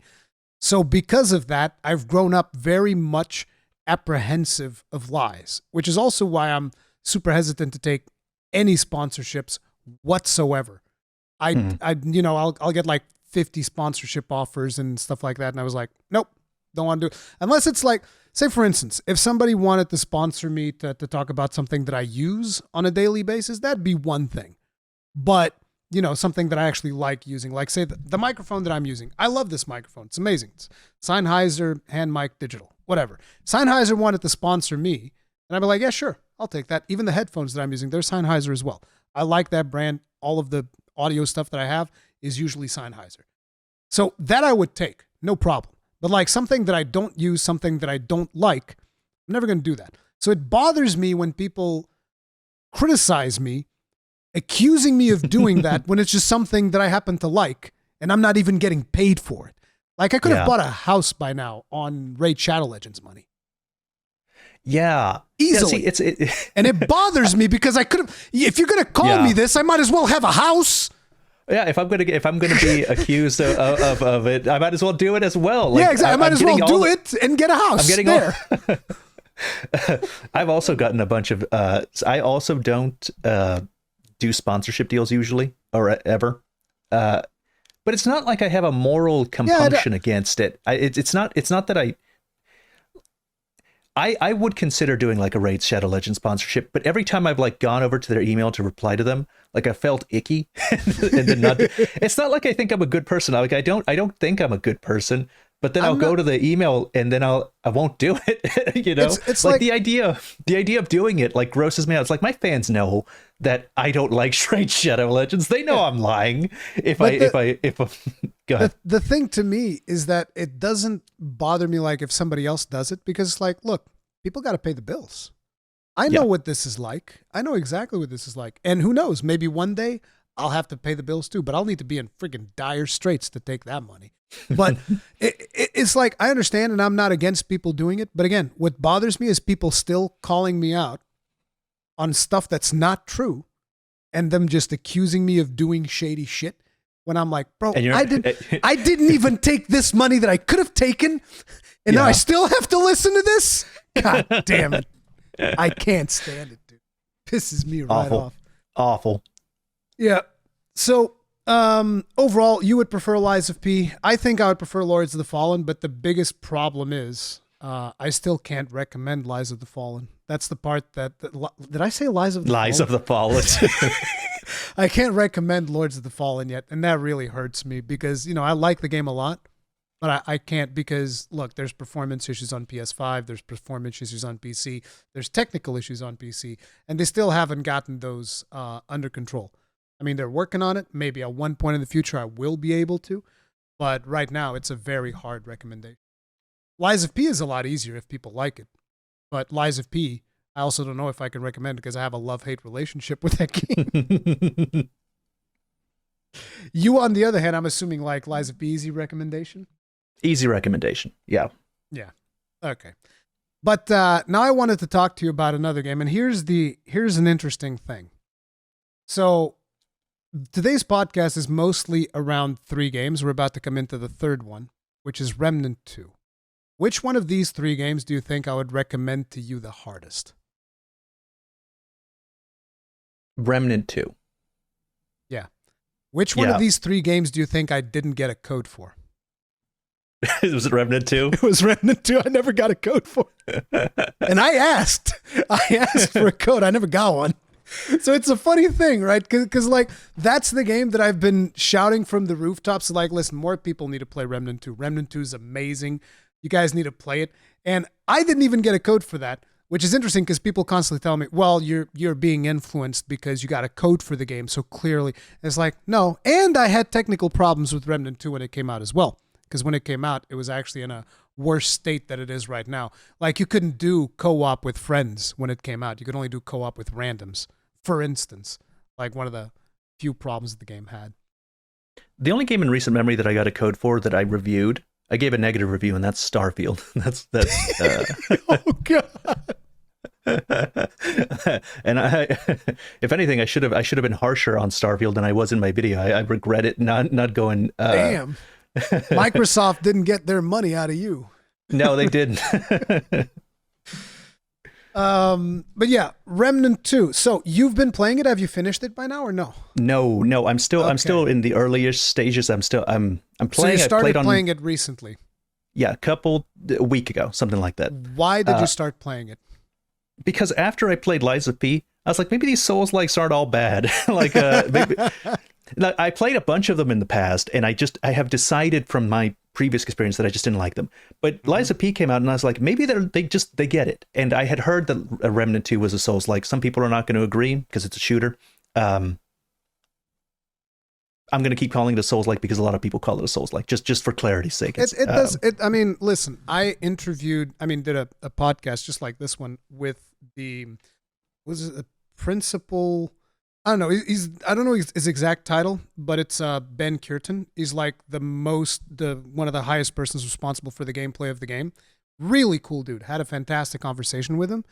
And I lost my train of thought. What were we talking about? Remnant 2. Yeah, I know it's Remnant 2. Soulslike. Oh, Soulslike. Yeah, that's it. He specifically told me, yeah, it's super inspired by Dark Souls. Clearly, obviously, we got a dodge roll. Get a dodge roll. We got stamina. We got a dodge rolls. No, but he said they were super inspired by Soul's design and stuff like that. So yeah, he himself confirmed it to me. So I started it, and I'm having a lot of fun. Like I'm having a lot of fun playing it. I started solo. I got like as soon as I died to my first boss, I was like, I sat up in the chair a little bit. It's like, okay, let me see about this. And ever since it's just gotten better and better. I'm at like my third world now. I got to Yharnam. I'm in Yharnam now. Oh, okay. So your third world was Yharnam, because I don't know if you know, those are random. The order in which you get them is random. Yeah. It is so good, dude. I love it. It's sick. It's sick. I proselytized it to all my friends. I'm playing with all my friends now, and like I told you, like co-op is a big thing for me. So now, it is. Like I'm playing with all my different friends on co-op. It's just having the time of my life. And in that game, they actually do proper co-op scaling. It's not like the boss is going to be able to like, oh, there's 2 players now, I'm gonna 100% be as hard as I was with just 1 player. It's not that, but they compensate the bosses enough with the amount of HP and damage that they deal where it's not the complete bloat, but it still feels challenging enough where it's like, oh, somebody died. This is a problem now. Yeah. You have to get that person back up, and the boss is going to continuously punish you until you get them back up. I think that like the biggest difference between something like just a normal Souls co-op and this is that normal Souls co-op often feels just tacked on. So you have the boss, and it's designed for one person, and it's always been balanced for one person. And then you just kind of can tack on a second person on there, and you just bloat the HP value. This is not like that. This was designed around with the idea that there would be multiple people, 2 or 3 people. And then you also can kind of do it solo if you want, it seems to me. And the classes are designed to work together with each other. You can buff your allies. You can heal your allies. You can put defensive auras to your allies. It's just brilliant. Like this is the most fun I've had in a co-op setting like this in a while, in a long time. Maybe since Earth Defense Force, but nobody's going to know what that is. I know what that is. Earth Defense Force is amazing. It's a great game. God damn it, I love that. I haven't played any of the recent entries, but I remember the first entry that I played in PS3. God damn, that was so good. You've not played 5? I don't think I did. You gotta play it. Dude, you got to. I remember the console not even being able to process the game properly, and it just like becomes a stuttering mess as I'm trying. Because I would always go for that. What's it called? The operator that can summon the vehicles, and I'd be running around in freaking a helicopter, and the game, the console could barely handle that, and I'm just like in my helicopter at 10 frames a second, dropping missiles on top of ants. It's like so much fun. But anyway, back to Remnant 2. I just wanted you to know, I know what EDF is, okay? Yeah. I love EDF. It's amazing. 6 is coming out, by the way, coming to the West soon. Earth Defense Force 6. Yeah, but that already came out in Japan, I would assume, right? Yes. They need to pull a Monster Hunter, dude. Just have like worldwide release, and that game will be beloved. I think one day everyone. People will have a Monster Hunter World moment where people realize, oh, this is an incredible series, and it'll boost in popularity in the West one day, I believe. Yeah, but see, that right there is another game where you can tell, like with the amount of jank that game has, you can tell that the reason why I'm not bothered by the jank in Lords of the Fallen, I played EDF. I played EDF. It's fine. It's fine. Not a problem. Once you see like the alien ships just tumbling around like pinballs, they have no idea what's going on. Like, it doesn't even matter. Anyway, back to Remnant 2, you were saying something about boss fights and whatnot. Right. So I got to Yharnam, and like that's what really just sold me on it. It's like, oh, I'm in fucking Yharnam. Like just like not shamelessly. I'm like, I am so down for this. And so I'm like going from world to world, and like the main overarching story seems bland and not great, but the individual stories that they have in the levels is pretty interesting. Like if I'm by myself and I'm just wandering around and I'm reading the little books and I'm listening to the dialogue, I'm pretty invested in what's happening in each individual world, because it's like these short stories about whatever happens to be there. It's very interesting. And also I'm trying to make melee work and my build is finally coming together. I'm making it work. I'm sorry. I'm making it work. No, it's working. I run around at 50% health at all times. Did you fight the Bloat King yet? You're not going to have a good time. I have not fought the Bloat King. I haven't found anything that I can't. I'm really good at dealing with ads, but there have been some bosses where I'm just like, I don't know about this. This isn't working out too good. Listen, I brought up the Bloat King in Melee to Ben Kirtan, and Ben's like, listen, we're a shooter, okay? Listen, our game's a third-person shooter. We have Melee. We're a third-person shooter, though. You're not going to be killing no Bloat King with Melee. It's not happening. I mean, here's the thing. You can. You know how there's some melee weapons that you can throw? I just found one, yeah. Okay, yep. So you can do that. However, it's still going to be harder than picking up a gun and shooting it. And just shooting it, yeah. Because like, look, the Bloat King is a boss when you fight him. I'm not going to spoil the whole tactic for you, but just know he's like somebody who's up on a ceiling, and you can't get to him. There's no physical unless somehow they implement a jetpack in the game. You're not getting up there. Okay. Is there DLC coming for this game? Is okay? So it's not out and it's coming. Yes. Okay. Yeah. Okay. I'm not exactly sure when it's coming or anything like that. I've already told Ben, hey, listen, I'm down to talk whenever you want to talk, because he just has a ton of insight as to the way that they designed the game and the inspiration that they've taken. And he's just like a dude. Like, to give you an idea, right?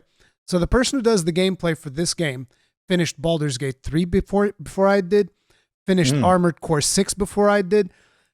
Finished Lords of the Fallen twice while I was still halfway through my playthrough. Okay? That's who we're talking about here, okay? This man plays games. And there's another game that he played through that I can't remember which one it was, but he plays a ton of these games. Oh yeah, he played Lies of P as well. So yeah. Are you there? I want melee on. I want to be able to hit the Bloat King. I'm just saying, I want my melee to hit the Bloat King. I like it. Look. What weapon are you using for melee, just out of curiosity? So I've gotten a bunch of different ones, but I have found that my strategy right now is I'm playing Challenger. I'm playing Challenger. I've got like a bunch of things that make me stronger if I'm at half health. So I'm just at half health at all times in this game. And that is not a smart strategy. It works for ads. It works for everything. Like if there's any big monster that comes out in swarms that's not a boss, I can out melee. I would just run up to him with the big the bruiser sword, the starting sword. Damn, you're still using that? Well, it has the highest stagger that I found. So with the way that I've got my character set up with all the buffs, I don't get staggered, and I can just stagger all of the big hitters. Like anything that's large, it's got a lot of HP, whether it's melee or not, I can get right up on them and just swing and charge attacks, stagger them to death, and they won't be able to do anything, and I won't take too much damage. I also have like shields, since my health is always at half health. I cast shields on myself to keep myself topped off. It's good. So you're playing like Alchemist, right? That's the one that casts shields. I forget, or is it the medic? The Alchemist, right? Yeah, that's my subclass. I've got Challenger, an Alchemist, and my relic. I got a different relic that does shield instead of healing, since I'm always at half health anyway. Okay, I'm gonna die. Okay. I'm gonna die in a few hits anyway. So, but like I've got high armor, like 80% damage resistance to things. So I just run up to things and I do it, and I can dodge good. Let me tell you what that means in apocalyptic difficulty. Nothing, I'm sure. Nothing. I'm sure it means nothing. But keep going. For the moment, I'm happy with what I'm doing. It's working out. But no, it's good. The atmosphere, the visuals. It makes me sad that you haven't picked up any of the really cool melee weapons, because you probably didn't get any of the, like, you didn't do the train event, right? You don't even know what I'm talking about? Train event. No. Okay. No. That's fine. I'm not going to give you any more details, because if you did that event, that drops a beefy hammer that you might enjoy. I like that hammer. That hammer was cool.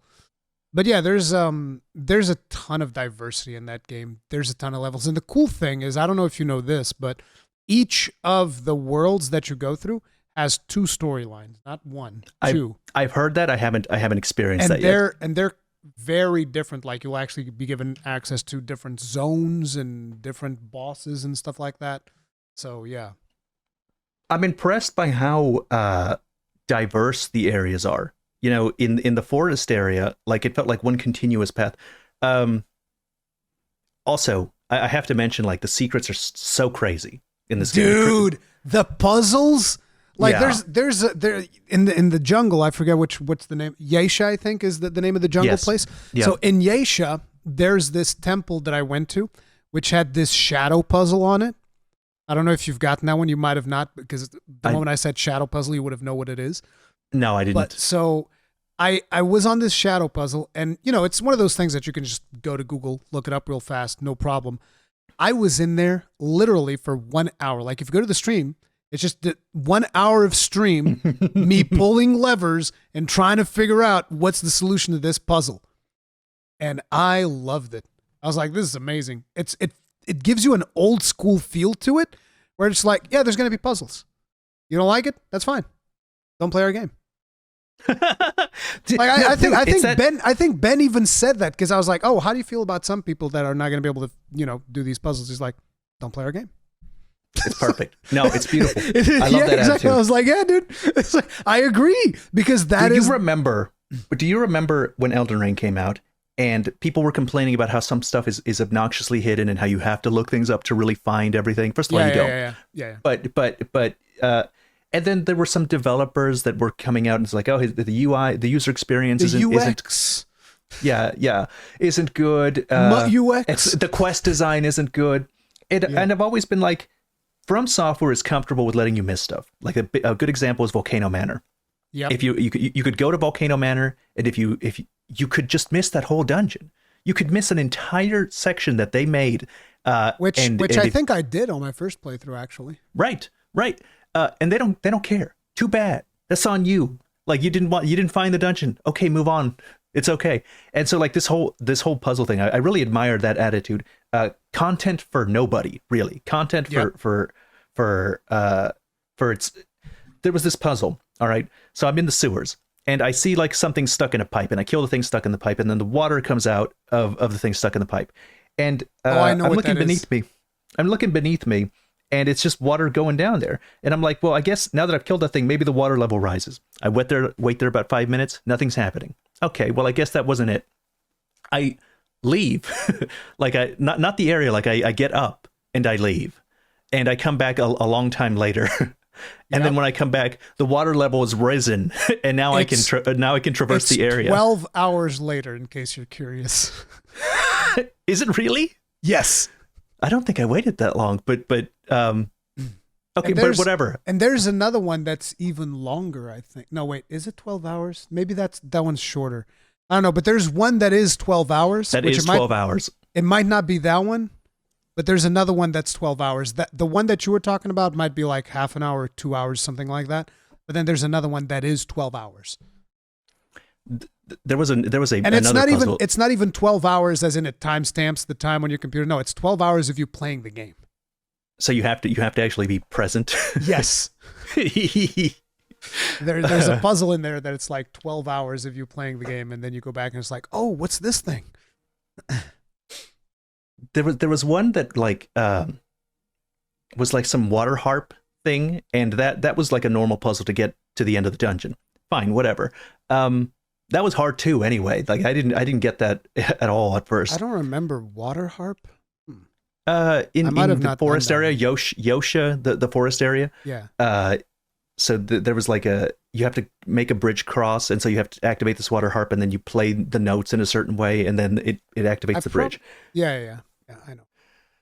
And so me and my friend were playing together, and he's more musically inclined than I am. I have no musical ear at all.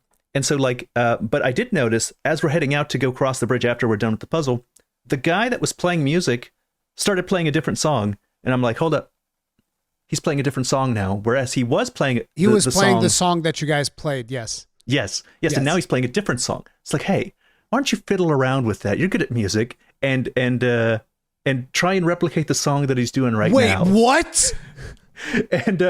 And he's like, he does like, okay, he's good. So I go to the bathroom, I come back, I wait for him to do his thing. He figures it out, and it gave us a fusion rifle from Destiny. Gave us a fusion rifle from Destiny. What? Yeah, I didn't know that. It was cool. Damn. It was so cool. Yeah, see, they think about that stuff. That's the impressive thing about Remnant. That's why it feels so old school. Like, again, very few publishers would support a developer doing something like that nowadays. Very few of them, because they'd be like, nobody's going to get that item. It's like, exactly. That's okay. That's the point. Okay. Yeah. The few people that do will become it'll be more valuable for them. Insane. Yeah, exactly. Yes. That's the cool part about it. Like when I solved the shadow puzzle, I was like, God, that was good. So yeah, that was some cool stuff. But yeah, the puzzles that they do are amazing. The stories are good. And just the replayability that you have with it, because you can keep doing, you can keep getting different areas and stuff. It just feels fantastic. Because like I said, once you finish that run that you're doing, you've seen about maybe, I don't know, 20% of the game or something like that. Maybe. Yeah, that's crazy. That's crazy. Which is really good. And I'll be happy to look things up later, but for my initial run, I just want to experience and figure things out. But even, I'm sure. Even the thing is, year later, I wouldn't even, go look up stuff on the second playthrough. I would probably still do the second playthrough, experience some of that, and much, much later I would start looking stuff up. Because, look, there's one class unlock, you're never going to figure it out.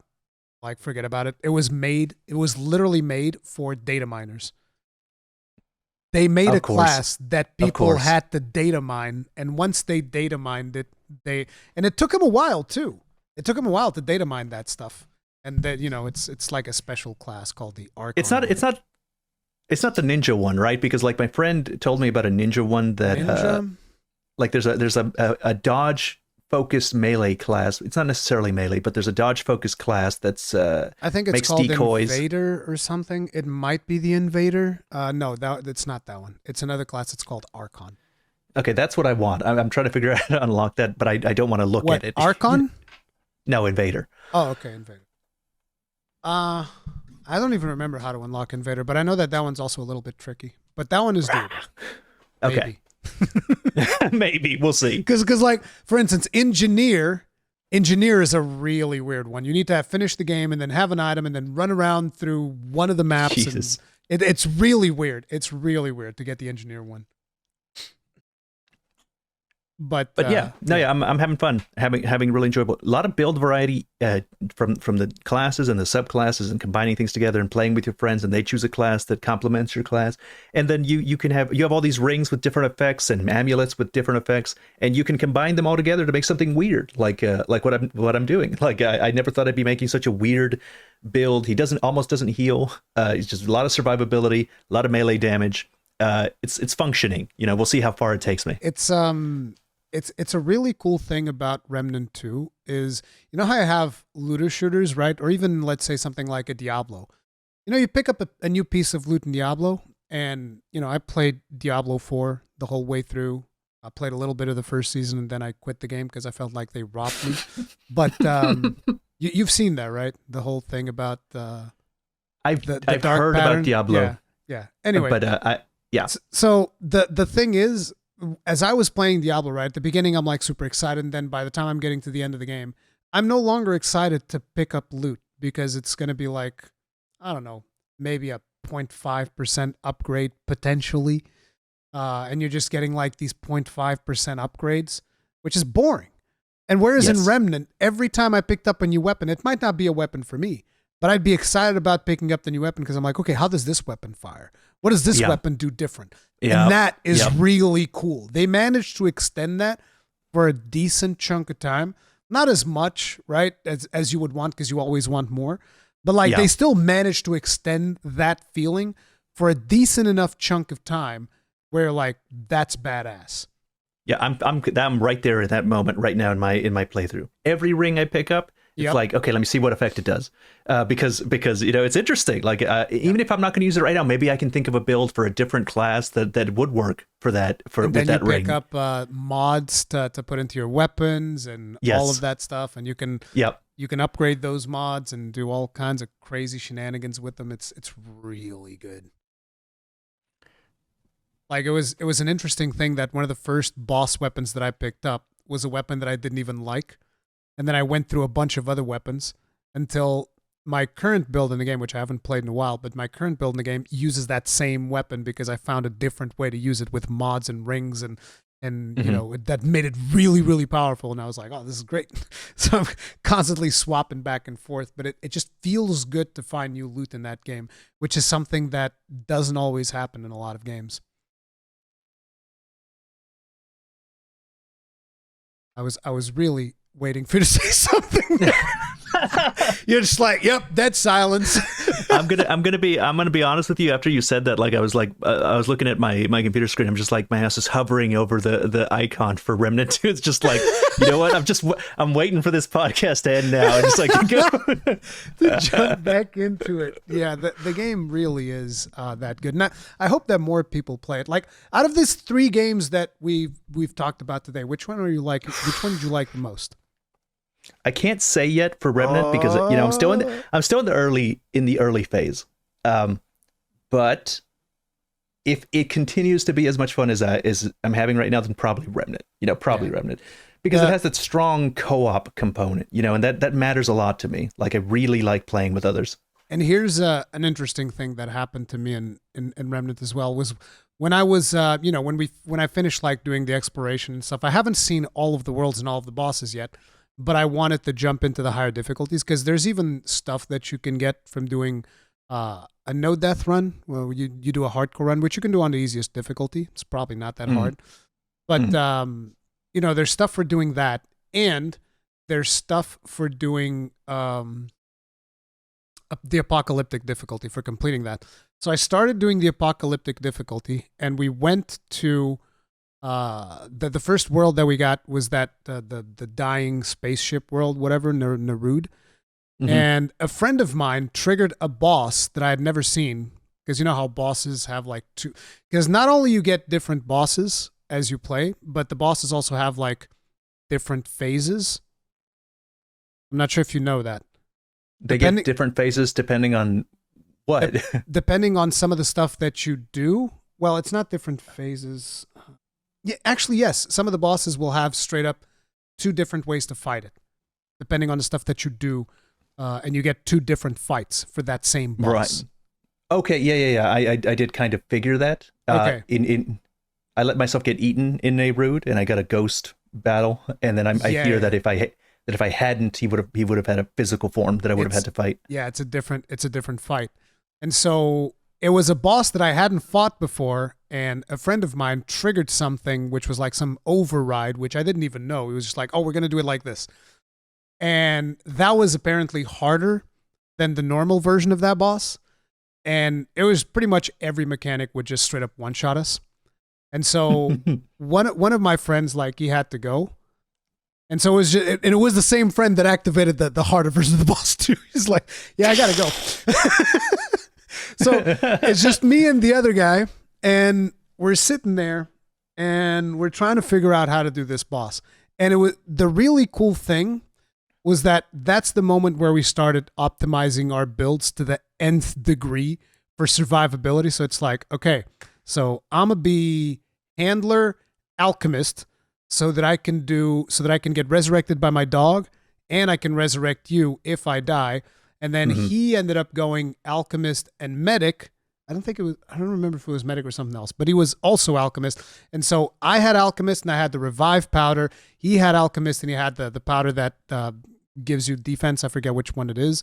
And then he also had the medic for the heal. And basically the way that we beat this boss was we would keep dying and coming back to life. But you know, we had cooldowns and stuff that we had to manage. We can't die too often. We have to manage how often we die to be able to beat him. But it was really satisfying because after a while we started getting into the rhythm of it and all of the different mechanics that the boss had, and it just felt like a super hard 2-player raid boss. Right. I was like, this is fantastic.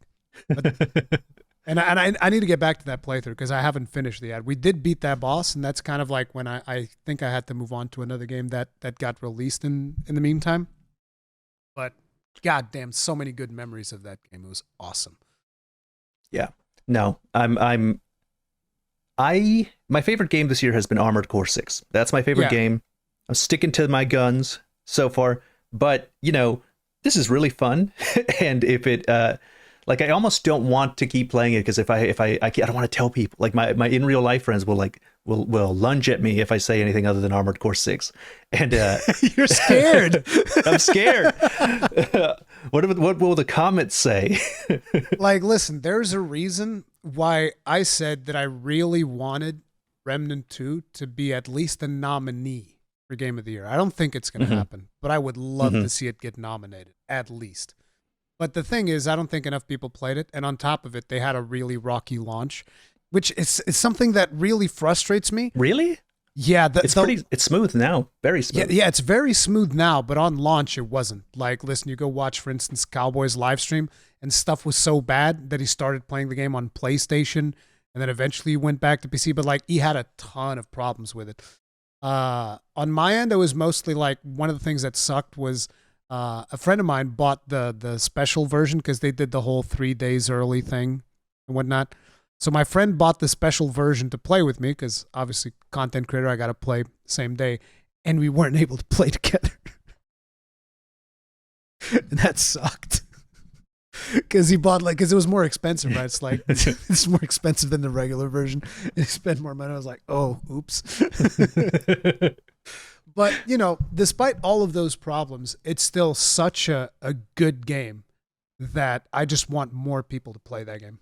It's really Game of the Year contender. You'd like it if it got nominated at least? I would love if it gets nominated, even if it does. Because to an extent, it almost is my Game of the Year. There's a couple of things that cause me to hesitate. But, I spoke with this to Ben, where I was like, I don't like the final boss of your game. I don't like it. I think that boss sucks. Damn. And he was like, well, that's too bad. That's too bad. Good. That was his feed. I was like, look, there's a ton of people told us the exact opposite. They love it. And there's a ton of people that also told us they hate it. That's too bad. It is what it is. It is what it is. Like, you're just like, hey, look, deal with it. So I respect it. No, that's good. That's a good attitude. I agree. It's one of those things that, they know what they want. And they did what they want, and you can either like it, not like it, but at the end of the day, it's like that. But I want to like that cube. Didn't really like that cube. That's the boss I didn't really enjoy that much. See, that's the thing. The first time I fought the cube, I hated it, but that was also like, this is one of the problems of being a content creator. At least for me, it's definitely a problem. Wherein, if I'm streaming a game for like 7 hours, a lot of people think that you're streaming the game, and it's the same thing as if you're playing the game by yourself. It's not. It is very, very different when you're streaming a game and you're trying to be entertaining to an audience and trying to keep up with chat and doing all of these things and just playing a game by yourself for fun. And when I got to that boss, I was like, this boss is terrible. I hate it. I can't stand this boss. I never want to see this boss again. But after I beat the boss, I was like, I don't think it was that bad. That was an all right boss. The thing was, it was not immediately after I beat it. It was like hours after that live stream, maybe even days after that live stream. Thinking back to it, I was like, I don't think that was that bad. But it is a very tough fight. It definitely is a tough fight because they do that AoE bullshit that just goes through everything. Yeah. It's really annoying whenever the Q boss does that. But there was that, but the other boss that really bothered me was just the final one. The final boss I thought was too much. I don't know if they patched it since then because I think they patched some stuff. Maybe they made it a little bit easier, but there's just too much. It's one of those bosses where I feel like there's too much on screen. You'll see. Yeah. Do you still think? What do you think is gonna get the Game of the Year? I still think it's Baldur's Gate 3 at this Baldur's point. Gate 3. Because the only thing that released since our last conversation is Lords of the Fallen, and I don't think that's getting Game of the Year. Didn't Spider-Man come out? Oh, Spider-Man, right. Spider-Man is probably going to get nominated, I would imagine. I saw that you had I saw that you were streaming it. Much. Yeah, I haven't played too much of it. I played just a little bit. Because the thing about Spider-Man is that I don't think it's a good stream game for me, specifically. Okay. I don't know if maybe it works better for other people. Like, I streamed it because, like, oh, it's day one. I have access. I'm going to stream it, give my initial impressions on it, and it's whatever. But the thing is, it's one of those games where characters don't shut up. So it doesn't give me any room to talk to the people in chat to tell them how I feel, because every time I start talking, they come up with one of those podcast pop-ups or some random dialogue or something else. It's one of those games where the characters just never shut up, and you'd have to ignore either your chat or the game. I either ignore the game or I ignore the chat, which is never one of the things that I like. So I don't think that streaming that game works for me. So I've been playing it on my own, and I think the game is fantastic. I think the good thing about Spider-Man 2 is that it's a game that's very easy to get into a flow state. You know what a flow state is, right? Yeah. Yeah, so it's very easy for you to get in the flow state. You're doing side quests, doing all of these things. You're just vibing with the game and having a good time. It's not a game that I particularly like streaming because of the stuff that we talked about.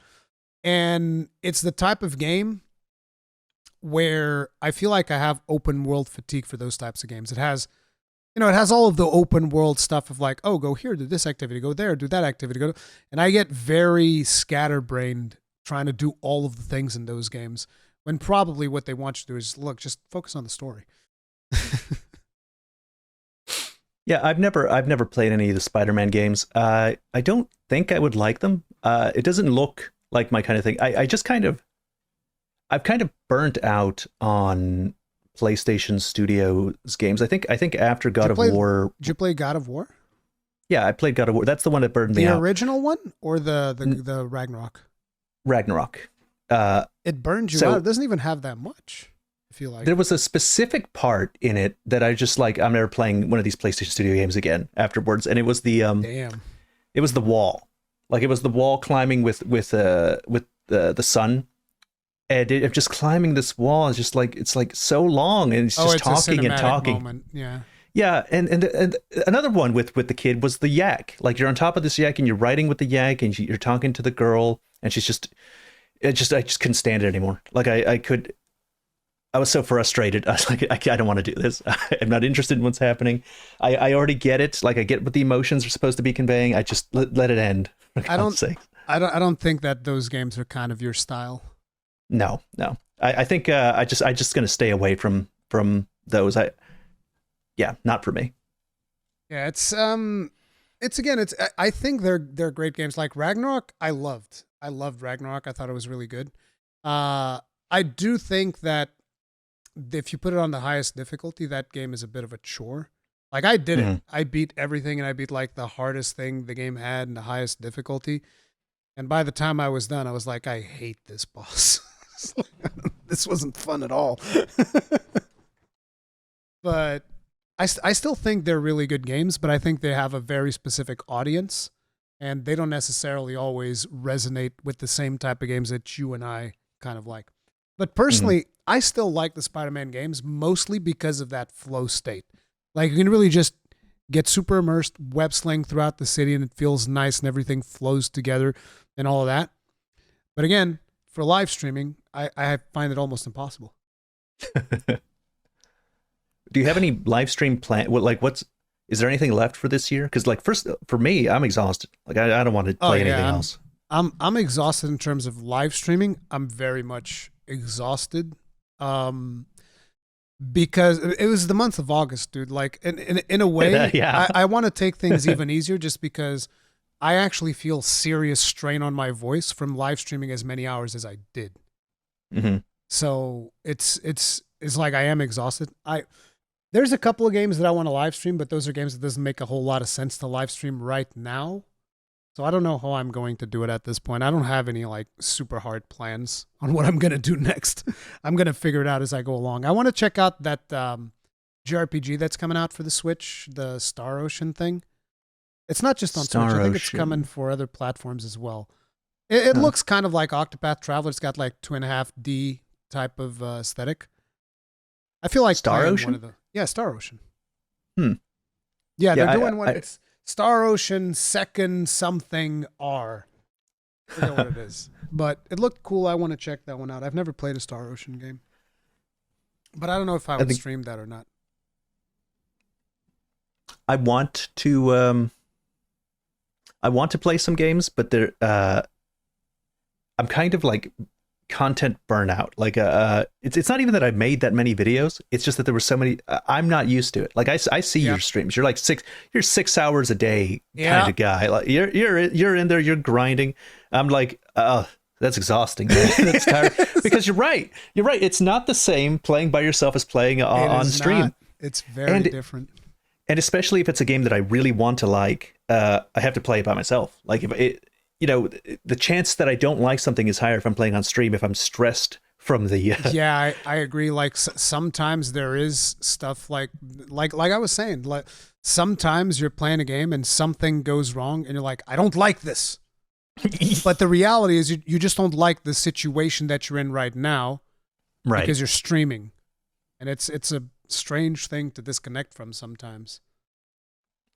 But I think I have the perfect game for you to fill out the rest of your time, and you don't have to stream it. What is it? Community will hang me for this. You got to try out Final Fantasy 14. Oh my goodness! Did you play 16? By the way, I forget. Did you play 16 or no? I didn't like it, but I didn't make any content on it. See, that's how it is. I'm ending this podcast right now. No. You didn't like 16? God damn. No, you didn't like the side quests, right? That's what I would assume. I don't know. I just don't have strong feelings on it. At some point, Did you finish it though? No, I got past Titan, and that's where I stopped. You didn't like the Titan fight? No, I liked all of the those fights. All of those fights were cool as shit. Like all those fights were really good. I just thought I lost interest at some point after that. Interesting. I don't remember what happens after the Titan fight because because it's not memorable. No. It's like, listen, I don't remember like what I had for lunch yesterday. My memory is just that bad, which is why when I asked you earlier in the podcast, which Souls game that you start, I'm like 99% sure I asked you this before, but I just don't remember because I have really bad memory. I think you probably did, yeah. Yeah, exactly. See, that's the problem. I just forget stuff so easy. But like, so 14 is very different from 16, but 14 is a huge slow burn, which I think it's perfect if you're just like you want to just chill. Like you don't have to try too hard to play 14. You can just like chill, play it, don't worry too much about it, and just enjoy the story. And then when you get to Heaven's Word, you realize, oh my God, this is like the best story ever. This is the best story ever. Yeah, a lot of people have told me that. Tons of people have told me about the story. So if I do start an MMO, it's going to be 14. I will. And if I ever do start an MMO, 14 is going to be the MMO that I start just from the number of recommendations I've gotten from it. And then you're going to play through Realm Reborn. You're going to be like, you guys suck. This game is terrible. I can't believe you guys would tell me to play this. So I actually have started it, but things got in the way with all the games that were coming out, and I needed to make content for it, so I stopped. But I started it, and I was wondering. I was like, how do I play this? I never played an MMO, so I'm playing it like it's a normal game, and I start doing side quests, like all the side quests that are around in little starting town. Stop. And I'm like, well, it's a normal RPG. I just got to do all these side quests, and then I realized at some point it's like I'm like 5 hours deep of doing side quests, and I'm like, this just. It's like it never ends. Like there's just more. Every time I do a side quest, there's like more and more side quests. Yeah. No, I can show you off the podcast if you want. I could, because there's like icons for the quests, and I can tell you which quests you should do. Because I think that Gaijin was trying to do the same thing, and he was not enjoying himself. And here's the thing: I did the same thing in 2013, and I didn't like it. So it's like I feel like most people that jump into it, they're like, oh, I want to do all the side quests. Don't. Yeah. Just don't. It's a terrible idea. You won't like it. And it's also important for you to figure out which class you want to play, because that also plays like a big role in how much you'll enjoy. Like, what class were you playing? I'm playing Lancer. Okay, so you're going to be a Dragoon. Yes, I'm going to be a Dragoon. It's also called the Floor Tank. We've had this, now I'm remembering it. We had this exact same conversation before. Yeah, we have. We're just two old men like repeating the same conversation. We don't remember it, but it's okay, because there's plenty of people that will watch this podcast for the first time and they won't know that there's like 2 or 3 other ones that we've already done together, so it's fine. No, but it's like I think the game is written in all reality, like of all of the stories that I've ever experienced, this one's the best one for me. I'm not saying it's going to be the best one for everyone, but like Gaijin sure as hell seems to be of the same opinion as me. What are you going to do if I get sucked into Final Fantasy XIV? It'll be your fault. I'm going to direct my Discord at you. I am going to leverage the fact that I've converted 2 content creators to try and get an exclusive interview with Yoshi P. That's what I'm gonna keep converting people and spreading the good word of Final Fantasy XIV until I can get his attention. Like I told you, dude, there's 3 people in this industry that I want to interview. One of them I already interviewed twice, which was Miyazaki. I need to interview Yoshi P and Ryozu. I need to interview these 2 dudes. No, the reality is like I just like 14 so much that I want to see more people enjoy it. And that's all there is. And I don't think you're going to get as sucked in as Gaijin. I don't think. Because knowing what I know about you, I don't think you're going to get as easily addicted to an MMO. I get easily addicted to things. No, hang on. I didn't predict that Gaijin was going to get addicted to it either, to be honest. So maybe I'm just not a very good judge of character. I think I do have an addictive... So I hate Destiny, but I played so much Destiny 1. Okay, maybe you shouldn't play Final Fantasy 14. Oh my God. No. The raids in Destiny 1... You played Destiny?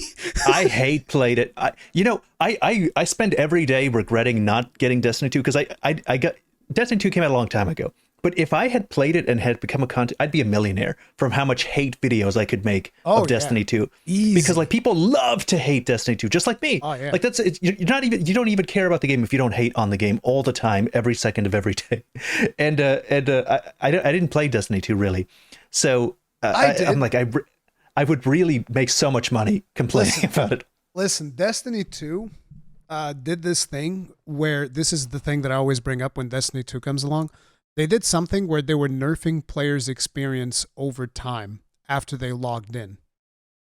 And so at one point, so like let's say you would play the game and at 1 hour, when you start playing the game, everything that you kill gives you 100% of the XP that it should give you. And then after like an hour, it gives you 80% of the XP that it should give you. And then after like 3 hours, it gives you like 20% of the XP that it should give you. I don't remember the exact numbers, but it was something like that. And nobody noticed initially. Nobody noticed it. So they just let that slide. And then eventually they make a special event where they increase the amount of XP that you would get. It was like a bonus XP weekend or something like that or whatever. And players started analyzing because like the thing about the XP is when you get the max level, every time you get the maximum, they would give you like a little thing that then rewards you cosmetics or whatever it is. I don't remember exactly the way that it worked. So some players, instead of spending money on it, they would grind the XP. And when that weekend came along, players actually started mathing out the most effective ways of earning EXP. And that's when they noticed, wait a minute, there's diminishing returns on EXP. And so people talked about this. And the Bungie team came out and said, no, we don't do that. That's a lie. And players were like, excuse me? and then they came back and they said, oh, actually, we do that. Oops. And I was like, oh, I'm never trusting your company again. Oh, that's scummy. Oh, yeah, I stopped playing. And here's the interesting thing about that, too. That actually benefited me. The way that I was playing Destiny 2, the fact that other players would get less experience, I mean, it didn't benefited me, but it meant that I was never as far behind as everybody else. Because I was just logging in, doing like my weeklies and then logging out. I would play maybe 5 hours of Destiny 2 a week and be completely caught up to everybody else. Because you couldn't out-earn EXP or do anything else more than me. Yeah. So in a way, it actually was an advantage to me, but I just couldn't accept that they would do something so dirty. No, that's terribly scummy. And not only they did something terribly dirty, and when they were caught, they could be like, yeah, we did do that. We'll fix it. No, they doubled down and lied about it. And I was like, wait a minute, what? You guys are crazy. I never again, dude. I was like, no, nothing that Bungie does, never again. I'm done with you guys forever. Screw that. I just don't understand like the things people will accept. Like for me, it's even more basic than that. When I tried to get into Destiny 2 several months ago, just to see what it was like, and so I find out all this stuff. Like here's what bothers me. So apparently the original campaign that was the game launched with, it had an original campaign, original story thing.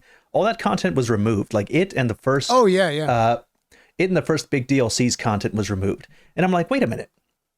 What if I paid for that DLC? Like, I paid for that DLC to play through the DLC. Now you're telling me I can't access that? Like, the entire, like, all that's just gone now. And they leave some of the content there, but like the main story, the campaign. And so, like, what is a guy like me supposed to do? Like coming into and trying to orient myself in the current expansion that's going on. It's like, I have no idea what the fuck is happening. I haven't played since Destiny 1. I'm so disoriented by all the bullshit that's happening and who's alive and who's not alive. I was just very upset. Another thing that I personally thought was dirty as fuck, but I don't really remember anybody talking about it. So there was a raid, the very first raid they did in Destiny 2. I was really trying hardcore to get into raiding in Destiny because I always heard that in Destiny 1 the raids were amazing and all that. So I was actually raid leading. So I would see the strategies that people were doing and I would try to get random viewers to join in with me. And then I would try to raid lead them into actually doing the raid. And we did it. We finished the first raid. And one of the things that I noticed is that if you bought some special edition, I think it was like a deluxe edition or some nonsense. I don't remember if I got a code for that or not. I might have. But if you had the deluxe edition, they gave you an extra gun. Now, this gun was a laser gun, which were kind of like, you know, those type of channeled weapons. So the more you channel it, the more damage it deals. Yeah. And the final boss of the raid had a phase, which was like the burst phase, wherein that weapon was literally the best weapon in the game to kill that boss with. And I was like, so wait a minute. People that didn't buy this deluxe edition didn't get this weapon, which coincidentally just happens to be the best weapon to kill the final boss of the raid? Yeah. That is some shady shit. It's just pay to win at that point. That's just pay to win at that point. It was. And, you know, you could kill the boss without that weapon, sure, but it was way easier if you had that weapon. Like, if 2 or 3 players had that weapon, that boss was, like, way easier because in the burn phase, you just have, like, a bunch of people just laser in, and it was pretty beast. But, yeah. They did some shady stuff with that game, dude. But, yeah, Final Fantasy XIV is great. You should try it out. Community's gonna hate me, dude. It's okay, guys. When the next Monster Hunter comes out, they'll all come back. It's not a problem. Don't worry about it. It's true. It's true. It is. I'm waiting for it. We're all waiting for the next Monster Hunter with bated breath. Come on, let's go. Next Monster Hunter. Let's do it. I think that we're gonna get news like at the anniversary. I don't even know if we'll get the Game Awards or not. We'll see. I'm hoping so, but I'm not expecting it. I'm expecting Elden Ring DLC news at the Game Awards. And if we get that, I'll be happy. I don't care about anything else right now. I'm tired. There's a couple of more games that I'm interested in, but those are mostly coming next year. Like a big one for me is Project Relink. I've been following that game for so goddamn long. Better be good. What's Project Relink? Grand Blue Fantasy Relink. Ah, yeah. You know that one? Is it because there's a blonde girl that uses a shield? Is that why? No. It was because I remember you liked Tales of Arise for that reason. I mean, dude, the shield lady was great, dude. Yeah, like, she was awesome. But no, it's not because of that. It was actually because Platinum Games was involved. But then Platinum Games they left the project. But I'm still like, you know what? I still think it's going to be good. So we'll see. We'll see how that pans out. But anyways, we could keep talking for hours. I think we should wrap things up. It's probably a good idea. It's just so easy to talk to you, dude. Anyway, guys, thank you all very much for watching. If you guys enjoyed the conversation, do make sure to hit the like button, subscribe, bell notification icon, all that jazz. There'll be links to Ratatoskr's channel in the description below. What's your next project on your channel? I have no idea. Sleep. Ratatoskr's going to sleep. He's going to go into hibernation. Sleep ASMR live stream. There you go. It is what it is. We'll see you guys in the next one. Stay strong. Stay safe. Peace out.